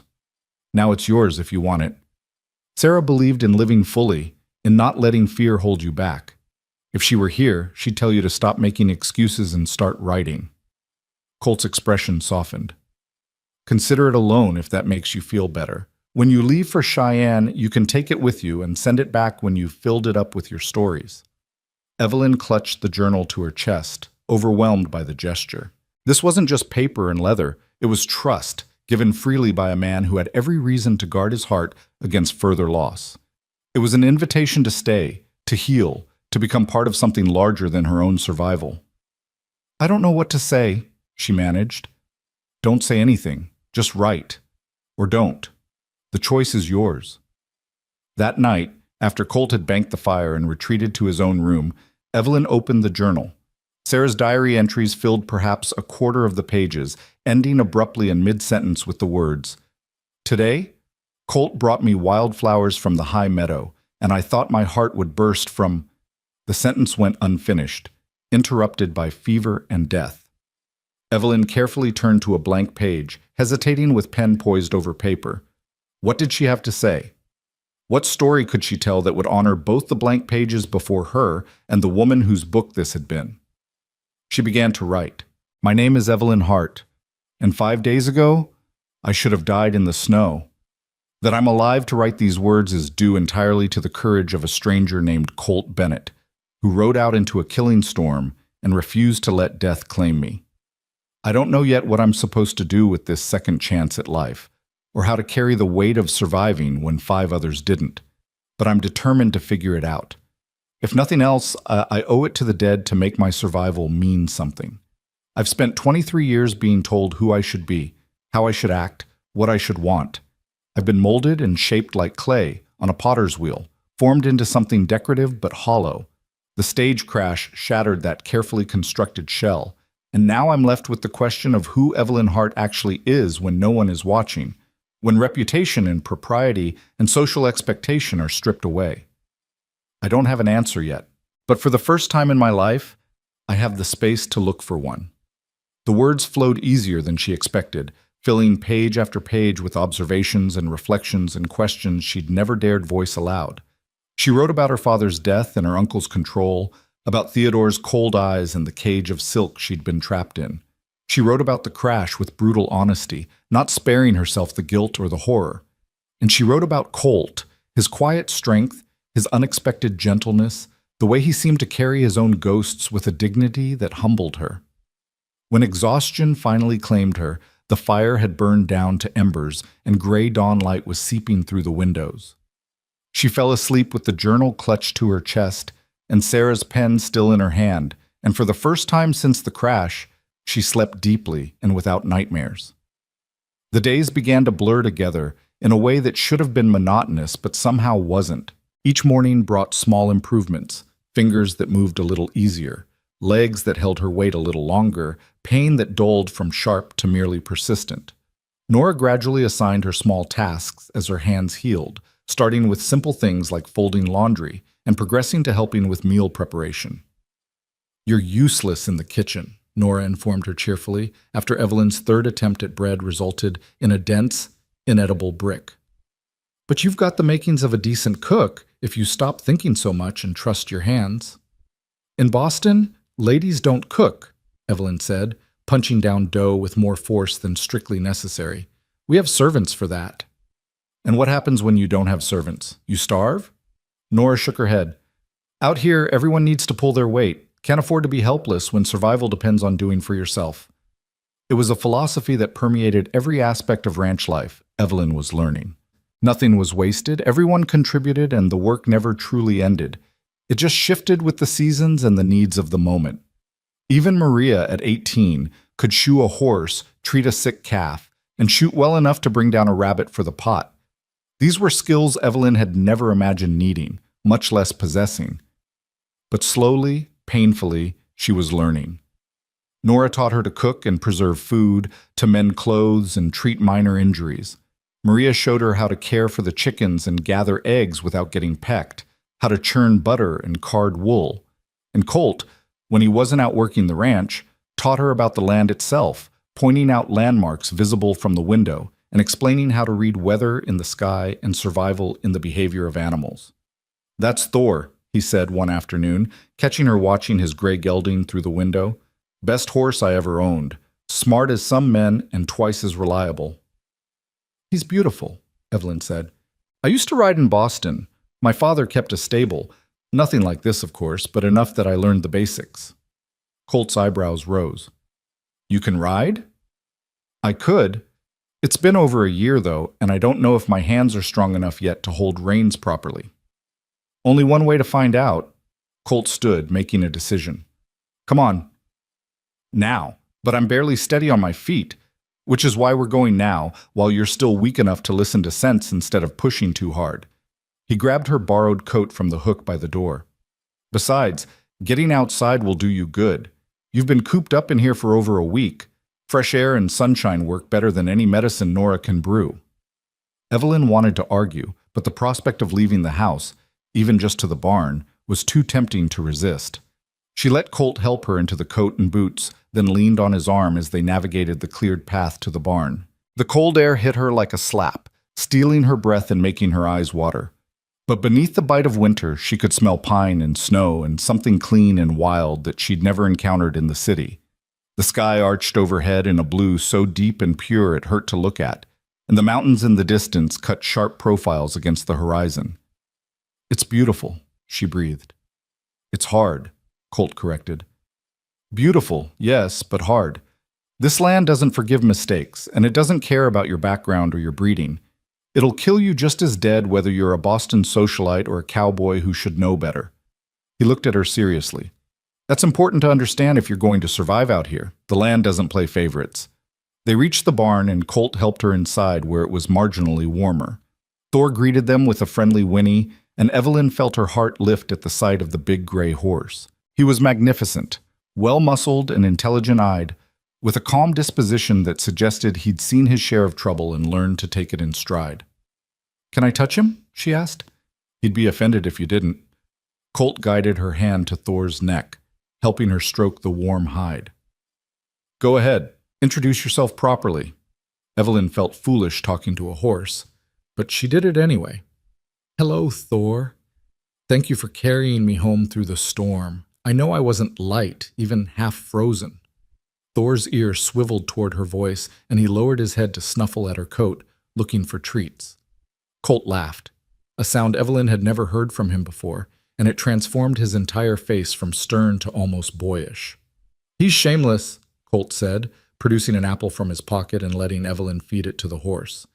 "Thinks everyone exists to spoil him rotten." "He's earned it," Evelyn said, watching Thor crunch the apple with evident satisfaction. "He saved my life. "We both did," Colt said quietly. "But yeah, he's earned it." They stood there in the barn's dusty warmth, surrounded by the smell of hay and horses and leather, and Evelyn felt something shift in her chest. This wasn't Boston. This wasn't the life she'd been raised for or the future she'd imagined. But standing here with her hand on Thor's neck and Colt's solid presence beside her, she felt more real, more present, more herself than she had in years. "I don't want to go back," she said suddenly, the words escaping before she could stop them. "To Cheyenne, to my uncle, to that life. I don't want to go back." Colt was quiet for a long moment. When he spoke, his voice was careful. "What do you want?" It was the same question he'd asked about her writing, but bigger now, more dangerous. What did she want? Not what was expected, not what was proper, but what her heart actually desired when all the social conditioning was stripped away. "I want to stay here," Evelyn admitted, the truth terrifying and liberating in equal measure. "I want to learn to cook properly and write again and write without worrying what anyone thinks. I want to figure out who I am when I'm not trying to fit into someone else's mold." She looked up at Colt, her heart hammering. "I know that's impossible. I know I have responsibilities, and my uncle has expectations, and I can't just disappear into the wilderness like I have no obligations. But for the first time in my life, I know what I want, and it's this life, this place, this—" She trailed off, unable to finish the sentence because she wasn't sure what this was. The ranch? The freedom? The man standing beside her who'd given her back her life and asked nothing in return? Colt's gray eyes searched her face, reading something there she didn't know she was showing. "Nothing's impossible if you want it badly enough," he said finally. "But wanting something and being ready for it aren't the same thing. This life," he gestured around them, "it's hard. Harder than anything you've known. And choosing it means choosing all of it, including the parts that aren't beautiful or romantic, the loneliness and the danger and the endless work. You think you want that now, but give it time. See what you really feel when the novelty wears off and reality sets in." "You think I'm being foolish," Evelyn said, hurt coloring her voice. "I think you're recovering from trauma and maybe not thinking clearly," Colt said bluntly. "I think you're comparing this place to a life you hated, which makes anywhere else look appealing by comparison. And I think you deserve the chance to make choices from a place of strength rather than desperation." His expression softened slightly. "But I also think you're braver than you give yourself credit for, and if you really want this life, you're stubborn enough to make it work." That almost sounded like a compliment. It was. Colt's mouth quirked in something almost like a smile. "But it doesn't change the facts. You've got an uncle in Cheyenne expecting you, a fiancé back east who probably thinks you're dead, and a whole life waiting for you to return to it. You can't just walk away from all that without consequences." "What if I'm willing to face the consequences?" Evelyn challenged. "Then that's your choice to make," Colt said. "But make it for the right reasons. Make it because you want to build something new, not just because you're running away from something old. There's a difference." He was right, and Evelyn knew it. But knowing something intellectually and accepting it emotionally were two different things. She wanted to argue, to insist that she knew her own mind, that she wasn't confused or traumatized or grasping at straws. But the truth was more complicated than that. She was all those things, confused and traumatized and desperately seeking something solid to hold on to in a world that had tilted off its axis. Maybe Colt was right. Maybe she needed time to sort through her feelings, to separate genuine desire from fear-driven impulse. But that didn't make the wanting any less real. "I should get you back inside," Colt said, breaking into her thoughts. "You're shivering, and Nora will have my hide if I let you catch cold on top of everything else." They walked back to the house in silence, Evelyn leaning more heavily on Colt's arm than she had on the way out. The brief excursion had exhausted her more than she wanted to admit, proving Colt's point about her not being ready for ranch life. She could barely walk to the barn and back without her legs turning to jelly. How could she possibly manage the demanding physical labor that kept this place running? But determination was a stubborn thing, and Evelyn had discovered in herself reserves of it she hadn't known existed. If she wanted this life, and she was increasingly certain that she did, then she'd have to earn it, not through breeding or social connections or money, but through sweat and effort and the simple refusal to quit. It was a daunting prospect, but it was also, in its own way, deeply appealing. That night, she wrote in Sarah's journal about her conversation with Colt, trying to untangle her own motivations through the act of putting pen to paper. She wrote about the difference between running away and running toward, about the fear of returning to a life that had never fit, and the equally terrifying prospect of forging a new one. She wrote honestly about her growing feelings for Colt, not romantic necessarily, though there were threads of that too, but something deeper and more complicated. Respect, maybe. Recognition of a kindred spirit. The understanding that comes when two broken people glimpse their own damage reflected in another's eyes. She didn't know where any of this was leading, but for the first time in her life, she was choosing her own path rather than following one laid out by others. And that, she was discovering, made all the difference. 2 weeks after the crash, a rider appeared on the horizon just after dawn. Colt spotted him from the barn where he was forking hay for the horses, and something about the determined way the man rode, straight and purposeful, like he owned the very air, made Colt's jaw tighten. He set down the pitchfork and walked out to meet whoever was coming, his hand resting instinctively on the rifle he kept propped by the door. The rider drew closer, resolving into a well-dressed man in his 50s mounted on an expensive bay gelding that was decidedly unsuited for winter travel. He wore a wool coat that probably cost more than Colt made in 6 months, and his boots were polished to a shine that wouldn't last 10 minutes on a working ranch. Everything about him screamed money and city breeding, and Colt knew without being told that this was Henry Barrett, Evelyn's uncle. "You Bennett?" the man called out, reining in his horse with more force than necessary. The gelding tossed his head in protest. "I am," Colt said, keeping his voice neutral. "And you'd be Mr. Barrett." "Henry Barrett, yes. I've come for my niece." He dismounted stiffly, clearly unused to long rides. "I received your letter. Where is she?" "In the house, recovering. She's doing well, all things considered." "All things considered," Barrett repeated, his tone sharp with accusation. "My niece was supposed to arrive in Cheyenne 2 weeks ago. Instead, I get word that she's been staying unchaperoned with a bachelor rancher in the middle of nowhere. Do you have any idea what this does to her reputation?" Colt felt his temper stir, but kept it leashed. "What it does, Mr. Barrett, is keep her alive. Your niece was half frozen and injured when I found her. Moving her before she was ready could have killed her. I figured you'd prefer her alive and scandalous to dead and proper, but maybe I was wrong about that." Barrett's face flushed red. "How dare you how dare I save her life, or how dare I speak plainly about your priorities?" Colt crossed his arms. "Look, I understand you're upset, but your niece has been through hell. 5 people died in that crash, and she walked through a blizzard that should have killed her too. She needs compassion and time to heal, not lectures about propriety." "What she needs," Barrett said coldly, "is to fulfill her obligations. She has a fiancé waiting in Boston, a wedding to plan, and a future that doesn't involve hiding away on some godforsaken ranch playing at frontier life." The words hung in the frigid air between them. Before Colt could respond, the door to the house opened and Evelyn appeared on the porch, wrapped in one of Nora's shawls. Her face had regained some color over the past 2 weeks, but she still looked fragile, the bandages on her hands stark white against the dark wool. "Uncle Henry," she said, her voice carrying across the yard, "I didn't expect you to come all this way." "Evelyn." Barrett's expression softened marginally as he looked at his niece, but his voice remained stern. "Thank God you're alive. When I received word of the crash, I feared the worst. As you can see, I survived." Evelyn descended the porch steps carefully, and Colt noticed how she kept one hand on the rail for support. She was stronger than she'd been, but still far from healed. "Mr. Bennett saved my life. You should be thanking him, not interrogating him." "I am grateful for his assistance," Barrett said, though his tone suggested otherwise. "However, gratitude doesn't excuse the impropriety of your situation. You've been living alone with a man for 2 weeks."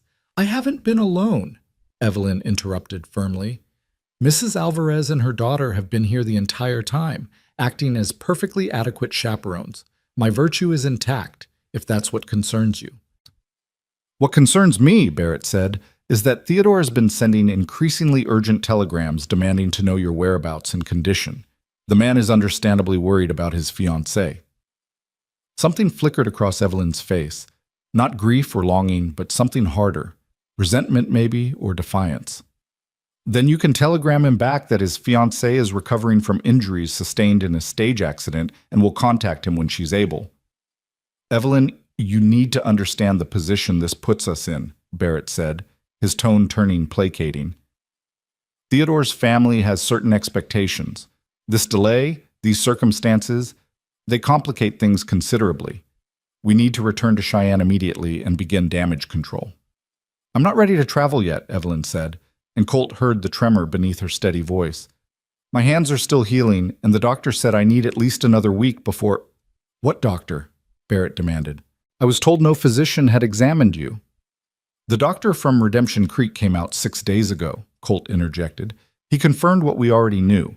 Miss Hart had severe frostbite, a concussion, and significant trauma from the accident. He recommended continued rest and recuperation before attempting any travel. Then I'll hire a wagon and drive her to transport her carefully. She can rest just as easily in Cheyenne as she can here. Barrett's jaw set stubbornly. I've already made arrangements at the hotel. We'll leave tomorrow morning.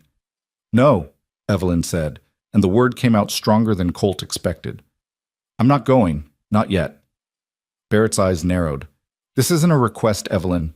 You're still under my guardianship until you marry, and I'm telling you, you're telling me that your reputation and business dealings matter more than my health and well-being, Evelyn said, her voice rising. You're telling me to ignore the advice of the doctor and risk further injury because it would be inconvenient for you if I stayed here longer. You're telling me, once again, that what I want doesn't matter. What you want is irrelevant when measured against your responsibilities, Barrett snapped. You have obligations, Evelyn, to your family, to Theodore, to the life your father worked so hard to secure for you. My father wanted me to be happy, Evelyn shot back. He wanted me to have choices, to pursue my education and my writing. You're the one who decided I should marry Theodore and abandon everything I cared about. Your father was an idealist who filled your head with nonsense about independence and education. If he'd lived, he'd have seen reason eventually. Barrett took a step toward her. Now stop this childish rebellion and accept reality. You're returning to Cheyenne with me tomorrow, and that's final. Colt had heard enough. He moved to stand beside Evelyn, his presence a physical barrier between her and her uncle. With respect, Mr. Barrett, your niece is an adult woman recovering from a traumatic experience. She's told you she's not ready to leave, and the doctor agrees. Forcing her to travel against medical advice would be dangerous and, frankly, cruel. This doesn't concern you, Bennett, Barrett said icily. This is a family matter. It concerns me when it happens on my property and involves someone under my protection, Colt replied, his voice hardening. Miss Hart stays here until she's ready to leave. Not a day sooner. Barrett's face went purple with rage. You have no right. I have every right. This is my land, and she's my guest. You want to take her? You'll have to convince her to go willingly, and from where I'm standing, that doesn't seem likely. The two men stared at each other, the tension thick enough to cut. Finally, Barrett turned to Evelyn with barely controlled fury. Is this really what you want? To throw away your future, your reputation, everything, to stay here with this cowboy? Evelyn's chin lifted. What I want is to make my own decisions for once in my life, and right now that means staying here until I'm well enough to think clearly about what comes next. You'll regret this, Barrett warned. Theodore won't wait forever. If you don't return soon, he'll break the engagement, and then where will you be? No respectable man will have you after this scandal. Then I suppose I'll have to learn to live without the approval of respectable men, Evelyn said, and Colt heard the echo of his own philosophy in her words. I'd rather be scandalous and free than respectable and trapped. For a long moment, Barrett seemed to struggle with himself.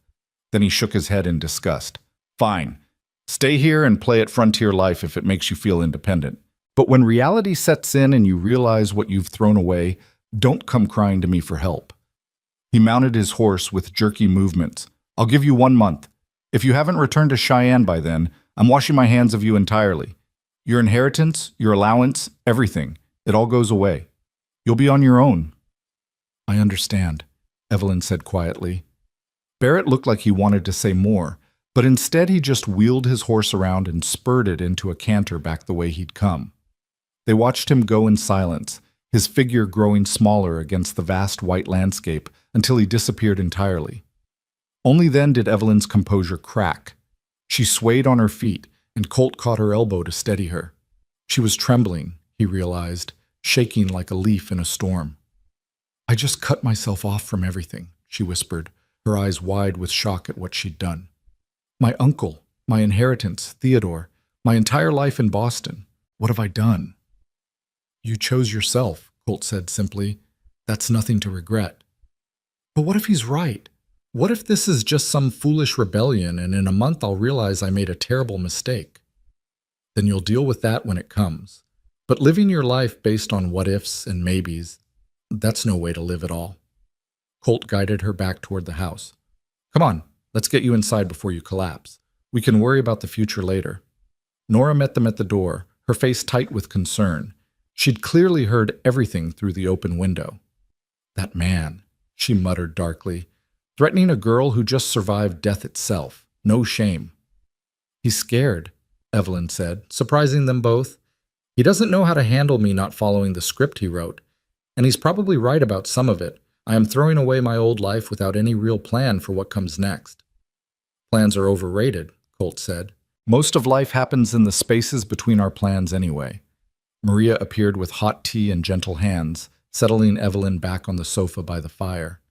The girl had come out of her shell considerably over the past 2 weeks, and now she sat beside Evelyn and took her bandaged hands carefully. "You were very brave," Maria said in her soft voice, "standing up to him like that." "I don't feel brave," Evelyn admitted. "I feel terrified." "Bravery is being terrified and doing the thing anyway," Nora said firmly. "You did right, child. A man who threatens to abandon you for choosing yourself isn't worth keeping anyway." But despite their reassurances, Evelyn couldn't shake the feeling that she'd just stepped off a cliff into darkness, with no idea where or how she'd land. She'd given herself 1 month to figure out her future, and the clock was already ticking. The days that followed took on a different quality, charged with urgency that hadn't been there before. Evelyn threw herself into learning everything she could about ranch life with an almost desperate determination. She helped Nora in the kitchen despite her still clumsy hands, practiced her writing for hours each day, and began taking short walks around the property to rebuild her strength. "You're pushing too hard," Colt warned one evening, finding her in the barn attempting to curry Thor despite her bandaged fingers. "Healing takes time." "I don't have time," Evelyn said, not looking up from her work. "I have 1 month to prove to myself that I can make a life here. That means learning to do things for myself, not depending on everyone else's charity." "It's not charity when it's freely given," Colt said, taking the curry brush from her hands. "And you won't prove anything by injuring yourself further. Strength isn't about pushing through pain. It's about knowing when to rest so you can fight another day." "Is that what you did after Sarah died?" Evelyn challenged. "Rested and took your time healing?" The blow landed, and she saw it in the way Colt's expression shuddered. "No," he admitted after a long pause. "I worked myself half to death trying to outrun the grief. Nearly killed myself and the ranch both before Nora finally knocked some sense into me. You want to follow that example?" "I want to matter," Evelyn said, her voice breaking. "I want to pull my weight and contribute something instead of just being a burden people tolerate out of pity." "You're not a burden," Colt said firmly. He set down the brush and turned her to face him, his hands gentle on her shoulders. "You're a person who's recovering from trauma, and that takes time. Nobody here pities you, Evelyn. We care about you.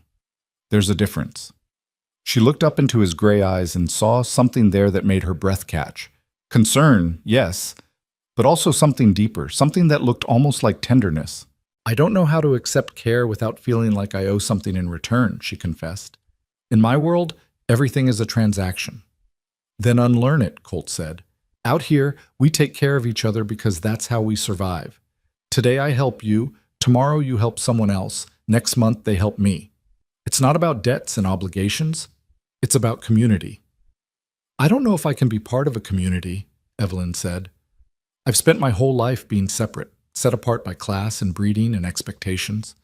I don't know how to just belong." "You already do," Colt said simply. "You think Nora teaches her recipes to just anyone? You think Maria would sit beside someone she didn't trust? You've already become part of this place, Evelyn. You just haven't realized it yet." The words settled into her chest, warm and solid. Could it really be that simple? Could belonging be something you stumbled into rather than something you had to earn? That night, she wrote in Sarah's journal about the confrontation with her uncle and her conversation with Colt. She wrote about fear and choice, about the difference between the life she'd been given and the life she might create. And she wrote about the growing awareness that her feelings for Colt had shifted from gratitude to something far more complicated. She wasn't naive enough to call it love, not yet, anyway.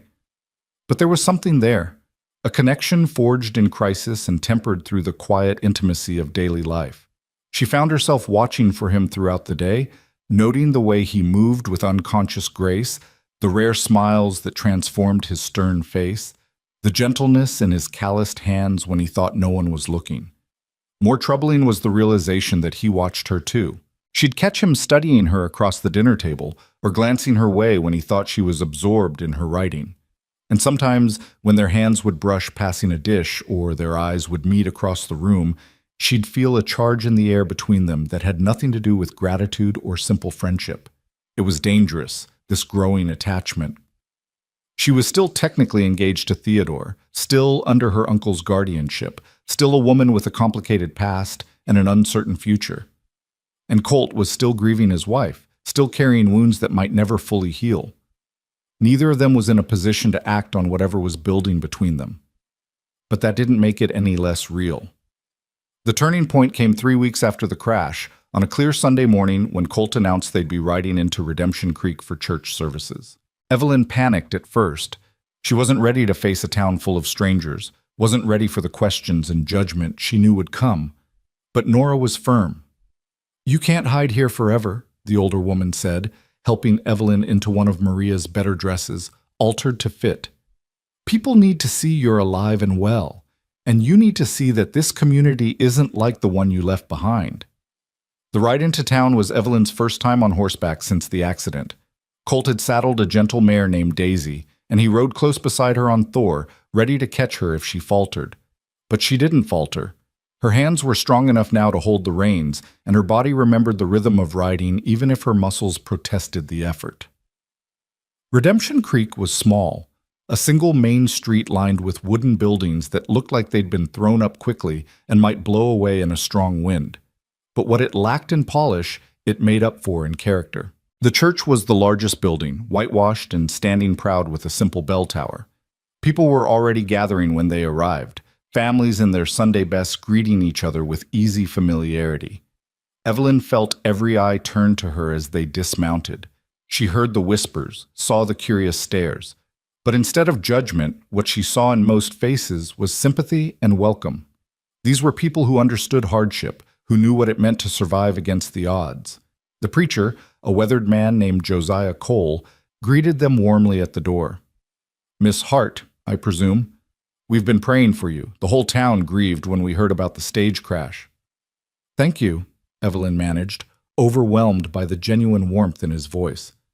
"Colt Bennett is a good man," Cole continued. "One of the best I know. You were blessed that he found you." "I know," Evelyn said, glancing at Colt. He looked uncomfortable with the praise, his jaw tight. "I owe him my life." "We all owe each other," Cole said. "That's the nature of community. Now come in, come in. Service is about to start."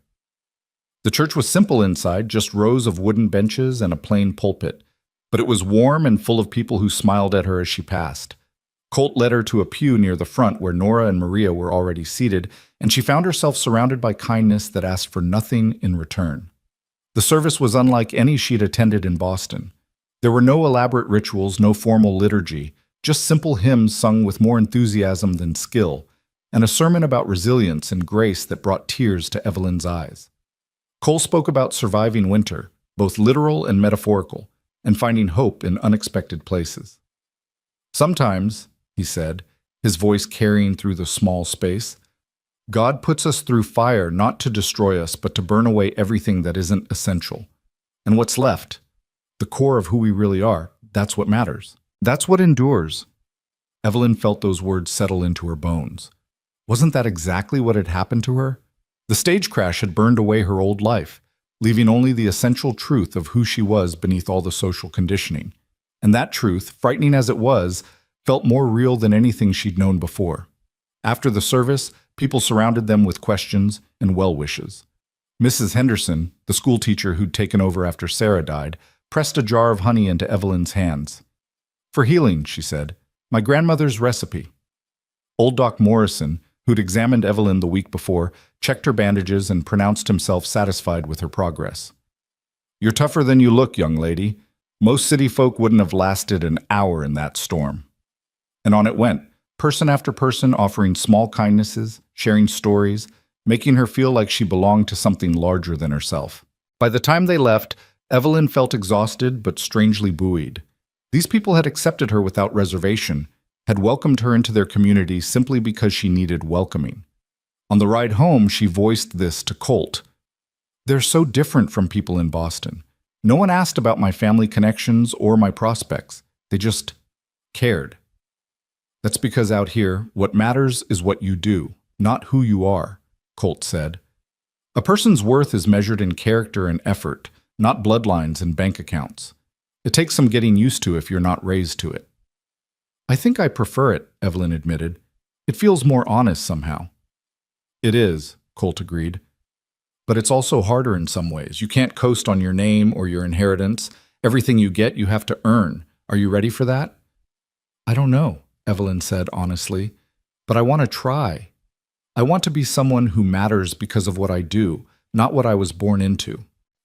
Colt smiled, a real smile that reached his eyes. "Then you'll do just fine out here." That evening, gathered around the dinner table with Nora and Maria, Evelyn made a decision. "I want to learn to shoot," she announced, "and I want to learn to really ride, not just sit pretty on a horse, and I want to help with the ranch work, whatever that involves. If I'm going to stay here, if this is going to be my life, then I need to learn to do it properly." Nora and Maria exchanged glances. Colt set down his fork and studied her seriously. "That's a lot to take on. The work is hard and it doesn't get easier just because you want it to." "I know," Evelyn said, "but I'm done being helpless. I'm done letting fear or propriety or other people's expectations stop me from becoming who I need to be." She met Colt's eyes steadily. "Will you teach me?" For a long moment, he said nothing. Then, slowly, he nodded. "Yeah, I'll teach you. But you follow my instructions exactly. No arguments. Deal?" "Deal," Evelyn agreed. "Then we start tomorrow," Colt said. "And I'm warning you now, you're going to hate me by the end of the first week." "I'll risk it," Evelyn said, and meant it. She had 1 month to prove to herself that she could build a life here. 1 month to become someone who could survive and thrive in this hard, beautiful land. 1 month to figure out if the feelings growing between her and Colt were real or just the result of proximity and shared trauma.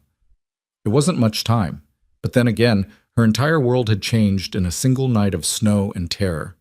Maybe a month was enough to change it again, this time on her own terms. True to his word, Colt woke Evelyn before dawn the next morning. She stumbled from her makeshift bed on the sofa, her body still heavy with sleep, to find him already dressed and waiting by the door with 2 cups of steaming coffee. "Ranching starts early," he said, handing her one of the cups. "Animals don't care if you're tired or sore. They need tending regardless." Evelyn wrapped her hands around the warm ceramic, grateful for both the heat and the bitter caffeine. Outside the window, the world was still dark, stars fading as the first gray hints of dawn touched the eastern sky. "What do we do first?" "First, you learn to feed livestock without getting trampled. Then we'll work on your riding. After that, if you're not too exhausted, I'll teach you basic marksmanship." He studied her carefully. "You can back out any time. No shame in admitting this life isn't for you." "I'm not backing out," Evelyn said firmly, though her stomach churned with nervousness. "I told you, I'm done being helpless." The next hours passed in a blur of activity that left Evelyn breathless and aching. Colt showed her how to distribute hay to the horses, how to check their hooves for stones, how to read their body language for signs of illness or distress. He taught her the difference between good feed and moldy grain, explained the delicate balance of keeping animals healthy through winter, and demonstrated a dozen small tasks that seemed simple until she tried them herself. Her bandaged hands made everything harder. The pitchfork was heavy and awkward, and she could barely grip it properly. Twice she dropped hay bales she was trying to move.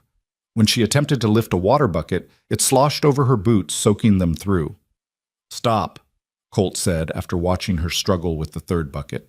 "You're trying too hard. Let the tool do the work, not your arms." He positioned himself behind her, his hands covering hers on the bucket handle. "Feel that? You're tensing every muscle. Relax. Use your legs and back, not just your grip." Evelyn was acutely aware of his closeness, the warmth of his body against her back, his breath stirring her hair. She forced herself to focus on the task, following his instructions until the bucket moved more smoothly. When he stepped away, she felt oddly bereft. "Better," he said, his voice neutral. "Now do it 10 more times until it becomes second nature." By the time they finished the morning chores, Evelyn's arms trembled with exhaustion and her hands screamed in protest beneath their bandages. But she'd done it, completed every task Colt set her without complaint or quitting. It was a small victory, but it felt monumental.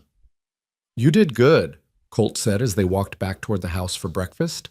"Most people give up after the first hour, but you've got grit, I'll give you that." "Is that a compliment?" Evelyn asked, too tired to hide her smile. "It's the truth. Grit matters more than anything else out here. Talent, education, breeding, none of that means much when you're facing down a blizzard or a broke fence line. But grit? That'll keep you alive when nothing else will." Nora had breakfast waiting, eggs and bacon and biscuits that melted on the tongue. Evelyn devoured her plate with unladylike enthusiasm, suddenly ravenous in a way she'd never experienced in Boston. Physical labor, she was discovering, created an honest hunger that fancy dinners could never satisfy. After breakfast, Colt took her to the paddock where Daisy waited, already saddled. "Today you learn to really ride, Chitich," he said. "Not that prissy side saddle nonsense they teach ladies back east. You're going to ride astride like you mean it." Evelyn's cheeks flushed. That's improper." "That's practical. You can't control a horse properly sitting sideways, and you can't help with ranch work if you're worried about showing your ankles." Colt's expression was challenging. "You said you wanted to learn to do things properly. This is how it's done out here. You got a problem with that?" Evelyn thought of all the times she'd been told what was proper, what was acceptable, what ladies did and didn't do. She thought of the cage those rules had built around her, restricting her movements and her choices until she could barely breathe. Then she thought of the freedom she'd glimpsed in the past 3 weeks, the possibility of becoming someone new. "No," she said, lifting her chin. "No problem at all." Learning to ride astride was harder than she expected. Her muscles, unused to the position, protested immediately. Maintaining her balance required constant adjustment, and her weak hands struggled to manage the reins effectively. But Colt was patient, never mocking her mistakes, always offering clear instruction and quiet encouragement. "Loosen your grip," he'd say. "The horse feels your tension. You need to trust her." Or, "Don't fight the movement. Rock with it. Let yourself feel the rhythm." Hours passed. The sun climbed higher, warming the frozen landscape. Evelyn's thighs burned and her back ached, but gradually she began to understand what Colt meant about rhythm and trust. Daisy was a gentle teacher, patient with Evelyn's mistakes, and slowly, so slowly, Evelyn began to feel like they were moving together rather than fighting each other. "Good," Colt said, watching from Thor's back as Evelyn completed a circuit of the paddock at a steady trot. "You're getting it. Another week of this, and you'll be ready to ride fence lines with me." The praise warmed her more than the winter sun. She'd spent her life achieving things that earned approval, playing piano, speaking French, mastering the complex rules of etiquette, but none of those accomplishments had felt as satisfying as the simple validation that she was learning to survive. That afternoon, Colt set up targets in the empty field beyond the barn, old bottles and tin cans balanced on fence posts. He handed Evelyn a rifle, showing her how to check that it was loaded, how to sight down the barrel, how to breathe and squeeze rather than jerk the trigger. "Shooting is about patience and control," he explained. "You rush it, you miss. You get emotional, you miss. You have to find that quiet place inside yourself where nothing exists except you and the target." Evelyn's first shot went wildly astray, the recoil nearly knocking her backward. Her second wasn't much better. By the 10th attempt, her shoulder ached from the rifle's kick, and she'd yet to hit a single target. I'm terrible at this, she said, frustration bleeding into her voice. You're learning, Colt corrected. There's a difference. He moved behind her again, adjusting her stance, repositioning the rifle against her shoulder. You're anticipating the recoil, flinching before you even shoot. That's why you're missing. Trust the weapon. Trust yourself. That seems to be a theme with you, Evelyn observed. Trust this. Trust that. What if I don't know how to trust anymore? Colt was quiet for a moment. Then you practice until you remember. Trust is like any other skill. It gets stronger the more you use it. His hands steadied the rifle, guided her aim. Now, breathe in. Let it out slowly. Find that stillness. And when you're ready, not when I say when you're ready, squeeze the trigger. Evelyn closed her eyes briefly, searching for that quiet place he'd described. She thought of the storm, of the moment when she'd given up and let herself fall into the snow.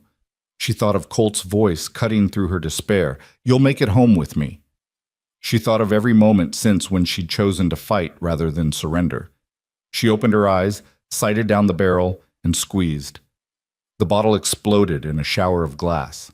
There, Colt said, and she could hear the smile in his voice. That's how it's done. The days blurred into weeks, each one packed with lessons and labor that reshaped Evelyn's body and mind.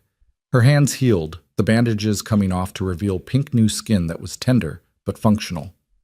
Her muscles strengthened, adapting to the constant physical demands. She learned to read weather in the clouds, to predict a horse's mood from the set of its ears, to shoot well enough that Colt trusted her with a rifle when they rode out to check the herd. She learned other things too, things that couldn't be taught but had to be lived. She learned the satisfaction of completing hard work, of earning her rest rather than simply expecting it. She learned the deep peace that came from physical exhaustion, the way her body would sink into sleep without the anxiety that had plagued her in Boston. She learned that competence built confidence in a way that compliments never could. And she learned slowly and with growing certainty that she was falling in love with Colt Bennett. It wasn't the romantic fantasy she'd read about in novels, no grand declarations or sweeping gestures. It was quieter than that, more real. It was in the way he'd wait for her to catch up when they rode together, never making her feel slow or inadequate. It was in the pride she saw in his eyes when she mastered a new skill, and the gentle way he'd correct her mistakes without criticism. It was in the evenings by the fire when they'd sit in comfortable silence, both reading or writing, content simply to share space. It was in the way he'd started smiling more, laughing at Maria's jokes and engaging with Nora's gentle teasing. The grief was still there. Evelyn could see it in quiet moments when he thought no one was watching, but it no longer consumed him entirely. He was healing too, she realized. They were healing each other without even trying. But acknowledging her feelings and acting on them were different things entirely. Evelyn was still technically engaged, still technically under her uncle's guardianship, and Colt had given no indication that he felt anything beyond friendship and maybe a sense of responsibility for the woman he'd saved. The few times their hands brushed or their eyes held a moment too long, he'd pull away first, maintaining the careful distance he'd established between them. It hurt, that distance. But Evelyn understood it. He was protecting himself, protecting them both from complications neither was ready to face. 3.5 weeks after her uncle's visit, a letter arrived from Cheyenne. Evelyn's hand shook as she opened it, recognizing her uncle's precise handwriting. Inside was a single sheet of paper with a brief cold message. Evelyn, Theodore has broken your engagement, citing your continued absence and scandalous living arrangements as proof of your unsuitability as a wife. Your allowance will cease at the end of the month as previously stated. If you wish to reconcile, you must return to Cheyenne immediately and submit to my authority regarding your future. If you do not, consider our familial ties severed. The choice is yours. Henry Barrett. Evelyn read the letter twice, then a third time, waiting for the devastation she thought should come. But instead, she felt only relief. The last tie to her old life had been cut, leaving her free to choose her own path forward without guilt or obligation. Bad news? Colt asked, watching her face carefully. No, Evelyn said slowly, a smile spreading across her face. Actually, it might be the best news I've received in years. Theodore broke our engagement. My uncle has disowned me. I'm completely, utterly free. Free and broke, and Nora pointed out practically from her chair. Child, what will you do? It was the question Evelyn had been avoiding for weeks. What would she do? She had no money, no prospects, no family willing to take her in. She had learned to work, but she wasn't skilled enough yet to hire on as ranch help anywhere. The most sensible course would be to swallow her pride, return to Cheyenne, and beg her uncle's forgiveness. But the thought made her stomach turn. She'd rather starve than go back to that cage. I'll figure something out, she said with more confidence than she felt. Maybe I could work in Redemption Creek. Mrs. Henderson mentioned the school needs help, and I can read and write well enough to teach. Or you could stay here, Colt interrupted quietly. Everyone turned to look at him. He was staring into the fire, his jaw tight with tension. What? Evelyn breathed. You could stay here, Colt repeated, still not meeting her eyes. Help Nora with the house and the cooking. Continue learning ranch work. You pull your weight, more than pull it, actually. And you... He trailed off, seeming to struggle with his words. You fit here. It wouldn't be charity. It would be a job, same as Nora and Maria have. You'd earn your keep. Evelyn's heart hammered against her ribs. Colt, I can't ask you to... You're not asking. I'm offering. Finally, he looked at her, and the intensity in his gray eyes stole her breath. These past few weeks, having you here, it's changed things. Changed me. The house feels less empty. The work feels less like I'm just going through motions. You make me want to... He stopped abruptly, seeming to catch himself. Point is, I'd like you to stay, if you want to. The air in the room felt charged, heavy with everything neither of them was saying. Nora was watching them both with knowing eyes, a small smile playing at her lips. Maria had gone very still, her knitting forgotten in her lap. I want to, Evelyn said, her voice barely above a whisper. More than anything. But Colt, people will talk. A single woman living with a single man, no matter how many chaperones are present, it's not proper. It could damage your reputation in town. Let them talk, Colt said flatly. Anyone worth knowing won't judge, and anyone who judges isn't worth knowing. Besides, he paused, his jaw working. There's a way to make it proper, if you're willing. Evelyn's breath caught. What do you mean? Colt stood abruptly, crossed to where she sat, and dropped to one knee in front of her. His calloused hands took hers gently, carefully, like she was something precious that might break. Evelyn Hart, he said, his voice rough with emotion. I'm not good with pretty words, and I can't offer you the fancy life you were raised for. What I can offer is this ranch, this life, and a man who's done grieving what he lost and is ready to fight for what he's found. He took a shaky breath. I'm asking you to marry me. Not because it's proper or convenient, but because somewhere between pulling you from that snow and watching you learn to shoot, I fell in love with you. And I hope, you might feel the same. Tears spilled down Evelyn's cheeks, but she was smiling through them. You think right, she said, her voice breaking. I love you, Colt Bennett. I love your stubbornness and your kindness and the way you never gave up on me even when I'd given up on myself. She squeezed his hands. Yes. 1,000 times, yes. The kiss that followed was nothing like the chaste pecks Evelyn had received from Theodore during their formal courtship. This was real and raw and full of all the emotion they'd been holding back for weeks. Colt's hands came up to cup her face with a tenderness that made her ache, and she wound her arms around his neck, pulling him closer, wanting to memorize every detail of this moment. When they finally broke apart, both breathing hard, Nora was wiping tears from her eyes and Maria was grinning broadly. About time, Nora said. I was beginning to think you two would dance around each other forever. You knew? Evelyn asked, embarrassed. Child, everyone knew. The whole town has been taking bets on when Colt would finally work up the courage to propose. Nora stood, smoothing her apron. Now, we have a wedding to plan. Nothing fancy. We'll keep it simple, the way things are done out here. But Maria and I will make sure it's beautiful. When? Evelyn asked, looking up at Colt. Soon, he said firmly. I've waited 3 years to feel alive again. I'm not waiting any longer than necessary to make you my wife. They were married 2 weeks later in the same church where Evelyn had first felt welcomed into the community. The ceremony was simple but perfect. Evelyn wore a dress that Maria had sewn, pale blue like the sky over the mountains, and carried wildflowers that Colt had ridden to the high meadow to pick. Nora stood as her attendant, and the doctor from town stood up with Colt. The church was packed with people Evelyn had come to know over the past weeks, neighbors and friends who'd embraced her without reservation, who saw her not as a scandal or a burden, but simply as one of their own. Mrs. Henderson wept openly. Old Doc Morrison beamed with grandfatherly pride.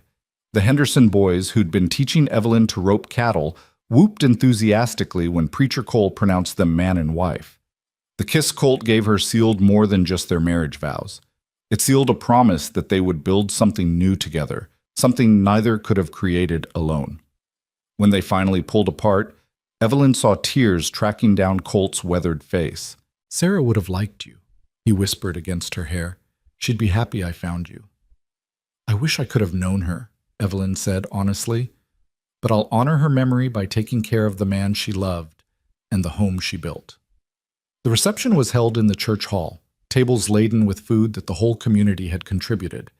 There was fiddle music and dancing, laughter and toasts, the kind of celebration that came from genuine joy rather than social obligation. Evelyn danced with Colt, with Doc Morrison, with half the men in town, her feet aching but her heart soaring. As the sun set, painting the sky in shades of pink and gold, Colt pulled her outside for a moment alone. They stood together on the church steps, looking out over the snow-covered landscape that had nearly killed her and had ultimately saved her. "Any regrets?" Colt asked quietly. Evelyn thought about everything she'd lost. Her inheritance, her family connections, the comfortable life she could have had if she'd just played by society's rules. Then she thought about everything she'd gained: freedom, purpose, a community that valued her for who she was, rather than what she represented, and most importantly, love that was real and hard-won and worth every sacrifice.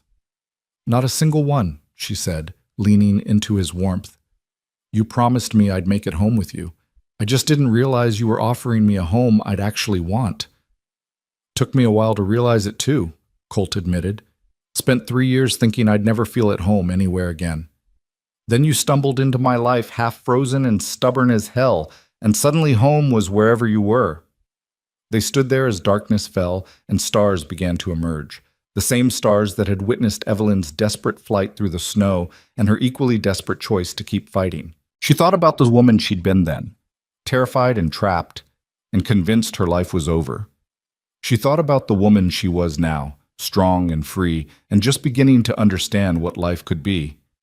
"Thank you," she said softly, "for finding me, for giving me a reason to survive." "Thank you for surviving," Colt replied, "for choosing life when it would have been easier to give up, for choosing me when you could have gone back to your old world." "That was never a choice," Evelyn said. "That world was a beautiful prison. This—" She gestured to the vast wilderness around them, to the warm lights of the church behind them, to the man standing solid and steady at her side. "This is freedom." They returned to the ranch that night as husband and wife, Nora and Maria following in the wagon with wedding gifts and leftover food. The house that had sheltered Evelyn through her recovery now welcomed her as its mistress, and she felt the rightness of it settle into her bones. That night, curled against Colt's chest in the bed that had been his alone for 3 long years, Evelyn thought about the strange path that had led her here. The stage crash that should have killed her, the storm that should have claimed her, the choices that should have been impossible but somehow weren't. "What are you thinking about?" Colt murmured, his fingers tracing lazy patterns on her shoulder. "About fate," Evelyn said. "About whether we make our own choices or if we're just following a path that was laid out for us." "Both, maybe," Colt said thoughtfully. "The storm brought you to me. That was fate, or luck, or God, depending on what you believe. But everything after, that was choice. You chose to fight. I chose to find you. We chose each other. That's not fate. That's courage." Evelyn turned in his arms to face him. "I used to think courage meant not being afraid, but I've been afraid every day since the crash. Terrified, actually. Of failing, of being a burden, of making the wrong choices. I'm still afraid sometimes." "That's what makes it courage," Colt said. "Doing the thing despite the fear. You've shown more courage in the past month than most people manage in a lifetime." We both have, Evelyn corrected. It takes courage to love again after loss, to open your heart knowing it could break. Worth the risk, though, Colt said, pressing a kiss to her forehead. Every time. The months that followed were hard in ways Evelyn had never imagined. Winter deepened, bringing storms that trapped them inside for days at a time. She learned to endure cabin fever, to find peace in the forced stillness. She learned that ranch work was relentless and unforgiving, that animals needed care regardless of weather or exhaustion or personal comfort, but she also learned joy in its purest form. Joy in watching sunrise paint the mountains gold. Joy in the simple satisfaction of a meal she'd cooked herself with food she'd helped produce. Joy in falling asleep exhausted beside a man who loved her exactly as she was, without requiring her to be anything more or less. She continued writing in Sarah's journal, filling page after page with observations about her new life. Eventually, she began submitting pieces to newspapers in Cheyenne and Denver, writing under a pseudonym about frontier life and the women who chose it. To her surprise and delight, editors began accepting her work, then requesting more. The money wasn't much, but it was hers, earned through her own effort, belonging to no one but herself. You were right, she told Colt one evening, showing him her first payment, about finding that quiet place inside myself. I found it, and it turns out there are words there. Stories worth telling. I'm proud of you, Colt said simply, and the words warmed her more than any grand praise could have. Spring came eventually, as it always did, transforming the frozen landscape into something alive and green. The snow melted, revealing the earth beneath, and with it came a sense of renewal that felt almost symbolic. They rode together to the high meadow where Colt had picked Evelyn's wedding flowers, and stood at the place where a simple wooden cross marked Sarah's grave. Evelyn had feared this moment, worried she might feel like an interloper or a replacement, but standing there with Colt's hand warm in hers, she felt only gratitude. Gratitude to Sarah for loving this good man and teaching him how to love. Gratitude for the journal that had given Evelyn's voice somewhere to live. Gratitude for the home Sarah had built that now sheltered them both. Thank you, Evelyn whispered to the woman who'd never know her. For him, for everything. I'll take care of them both, the man and the dream, I promise. Later that spring, Nora announced that she and Maria would be moving into the small house on the southern edge of the property that Jose had built, but never finished. You two need your privacy, she said firmly when Evelyn protested. And Maria's getting old enough to need her own space. Besides, I'm not going far, just far enough to pretend I don't hear what I don't need to hear. Her meaning was clear, and Evelyn blushed scarlet while Colt tried unsuccessfully to hide his laughter. The house felt strange with just the two of them, larger somehow, and more intimately theirs. But it was a good strange, full of possibility. They talked about the future over breakfast, made plans over dinner, and discovered each other in the quiet hours between.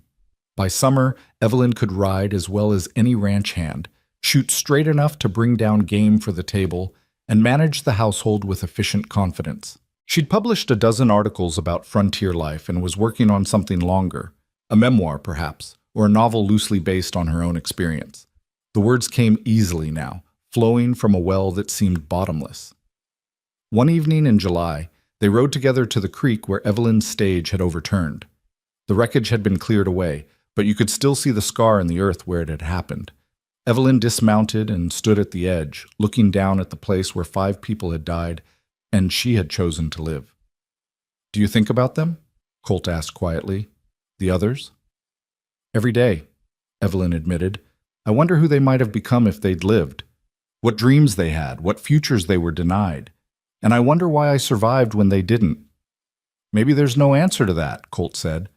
Maybe it's just random chance, and trying to find meaning in it will drive you mad.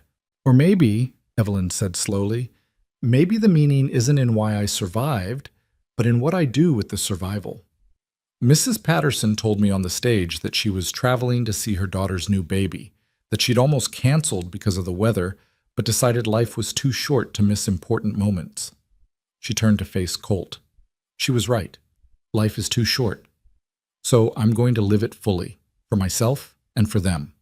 I'm going to write their stories so they're not forgotten, and I'm going to build something beautiful with you, because that's the best way I know to honor the gift they unknowingly gave me. Colt pulled her close, holding her against his heart. "You're the strongest person I've ever known," he said. "Stronger than me, for certain." "No," Evelyn said. "We're strong together. That's the difference. Alone, we were both just surviving. Together, we're actually living." As they rode home through the golden evening light, Evelyn thought about the journey that had brought her here, the desperation that had driven her onto that ill-fated stage, the storm that had nearly claimed her life, the cowboy who'd refused to let her die, the choices, both small and large, that had led her to this moment. She thought about the woman she'd been, trapped and unhappy, slowly suffocating under the weight of expectations she couldn't meet and didn't want to. And she thought about the woman she'd become, scarred but whole, free in ways that went deeper than geography or social standing. The ranch house appeared on the horizon, its windows glowing warm in the gathering dusk. Home. Real home, in every sense of the word. Not the place where she'd been forced to be, but the place where she'd chosen to stay, where she was loved not for what she could provide or what family she came from, but simply for being herself. As they unsaddled the horses and put them up for the night, as they walked hand in hand to the house where supper waited and their future beckoned, Evelyn realized something profound. She'd spent her whole life searching for a place to belong, for a life that felt authentic, for love that didn't come with conditions. And she'd found it all in the last place she'd ever expected, in the arms of a grieving cowboy who'd promised her one thing and delivered so much more. "You'll make it home with me," he'd said in the storm, and she had. But the home he'd given her wasn't just a place on a map. It was freedom and purpose and partnership. It was mornings working side by side and evenings sharing dreams. It was becoming someone new while honoring who she'd been. It was building something that belonged to them both and them alone. That night, as they sat together by the fire, Colt with his book, Evelyn with her writing, she paused to watch him in the flickering light. This man who'd saved her life and then given her a reason to treasure it. This man who'd lost everything and found the courage to risk his heart again. This man who was hers now, just as she was his, bound together by choice and chance in equal measure. "What?" Colt asked, catching her staring. "Nothing," Evelyn said, smiling. "Just thinking how lucky I am." "We're both lucky," Colt corrected. "Luckiest damn people alive, if you ask me." And as the fire crackled and the wind sang its endless song across the plains, as the stars wheeled overhead in their ancient patterns, and the mountains stood their silent watch, Evelyn Hart Bennett, formerly of Boston, now and forever of this wild Wyoming territory, knew he was right. She'd fled through the snow expecting to die. Instead, she'd found a way to truly live. And that, she thought, as she set down her pen and moved to join her husband by the fire, was the best story of all. The kind worth surviving for. The kind worth living for. The kind that made every hard choice, every moment of fear, every sacrifice along the way feel not just worthwhile, but inevitable. This was her home, her life, her love, hard-won and freely chosen, as real as the mountains and as enduring as the land itself. And she wouldn't trade it for anything.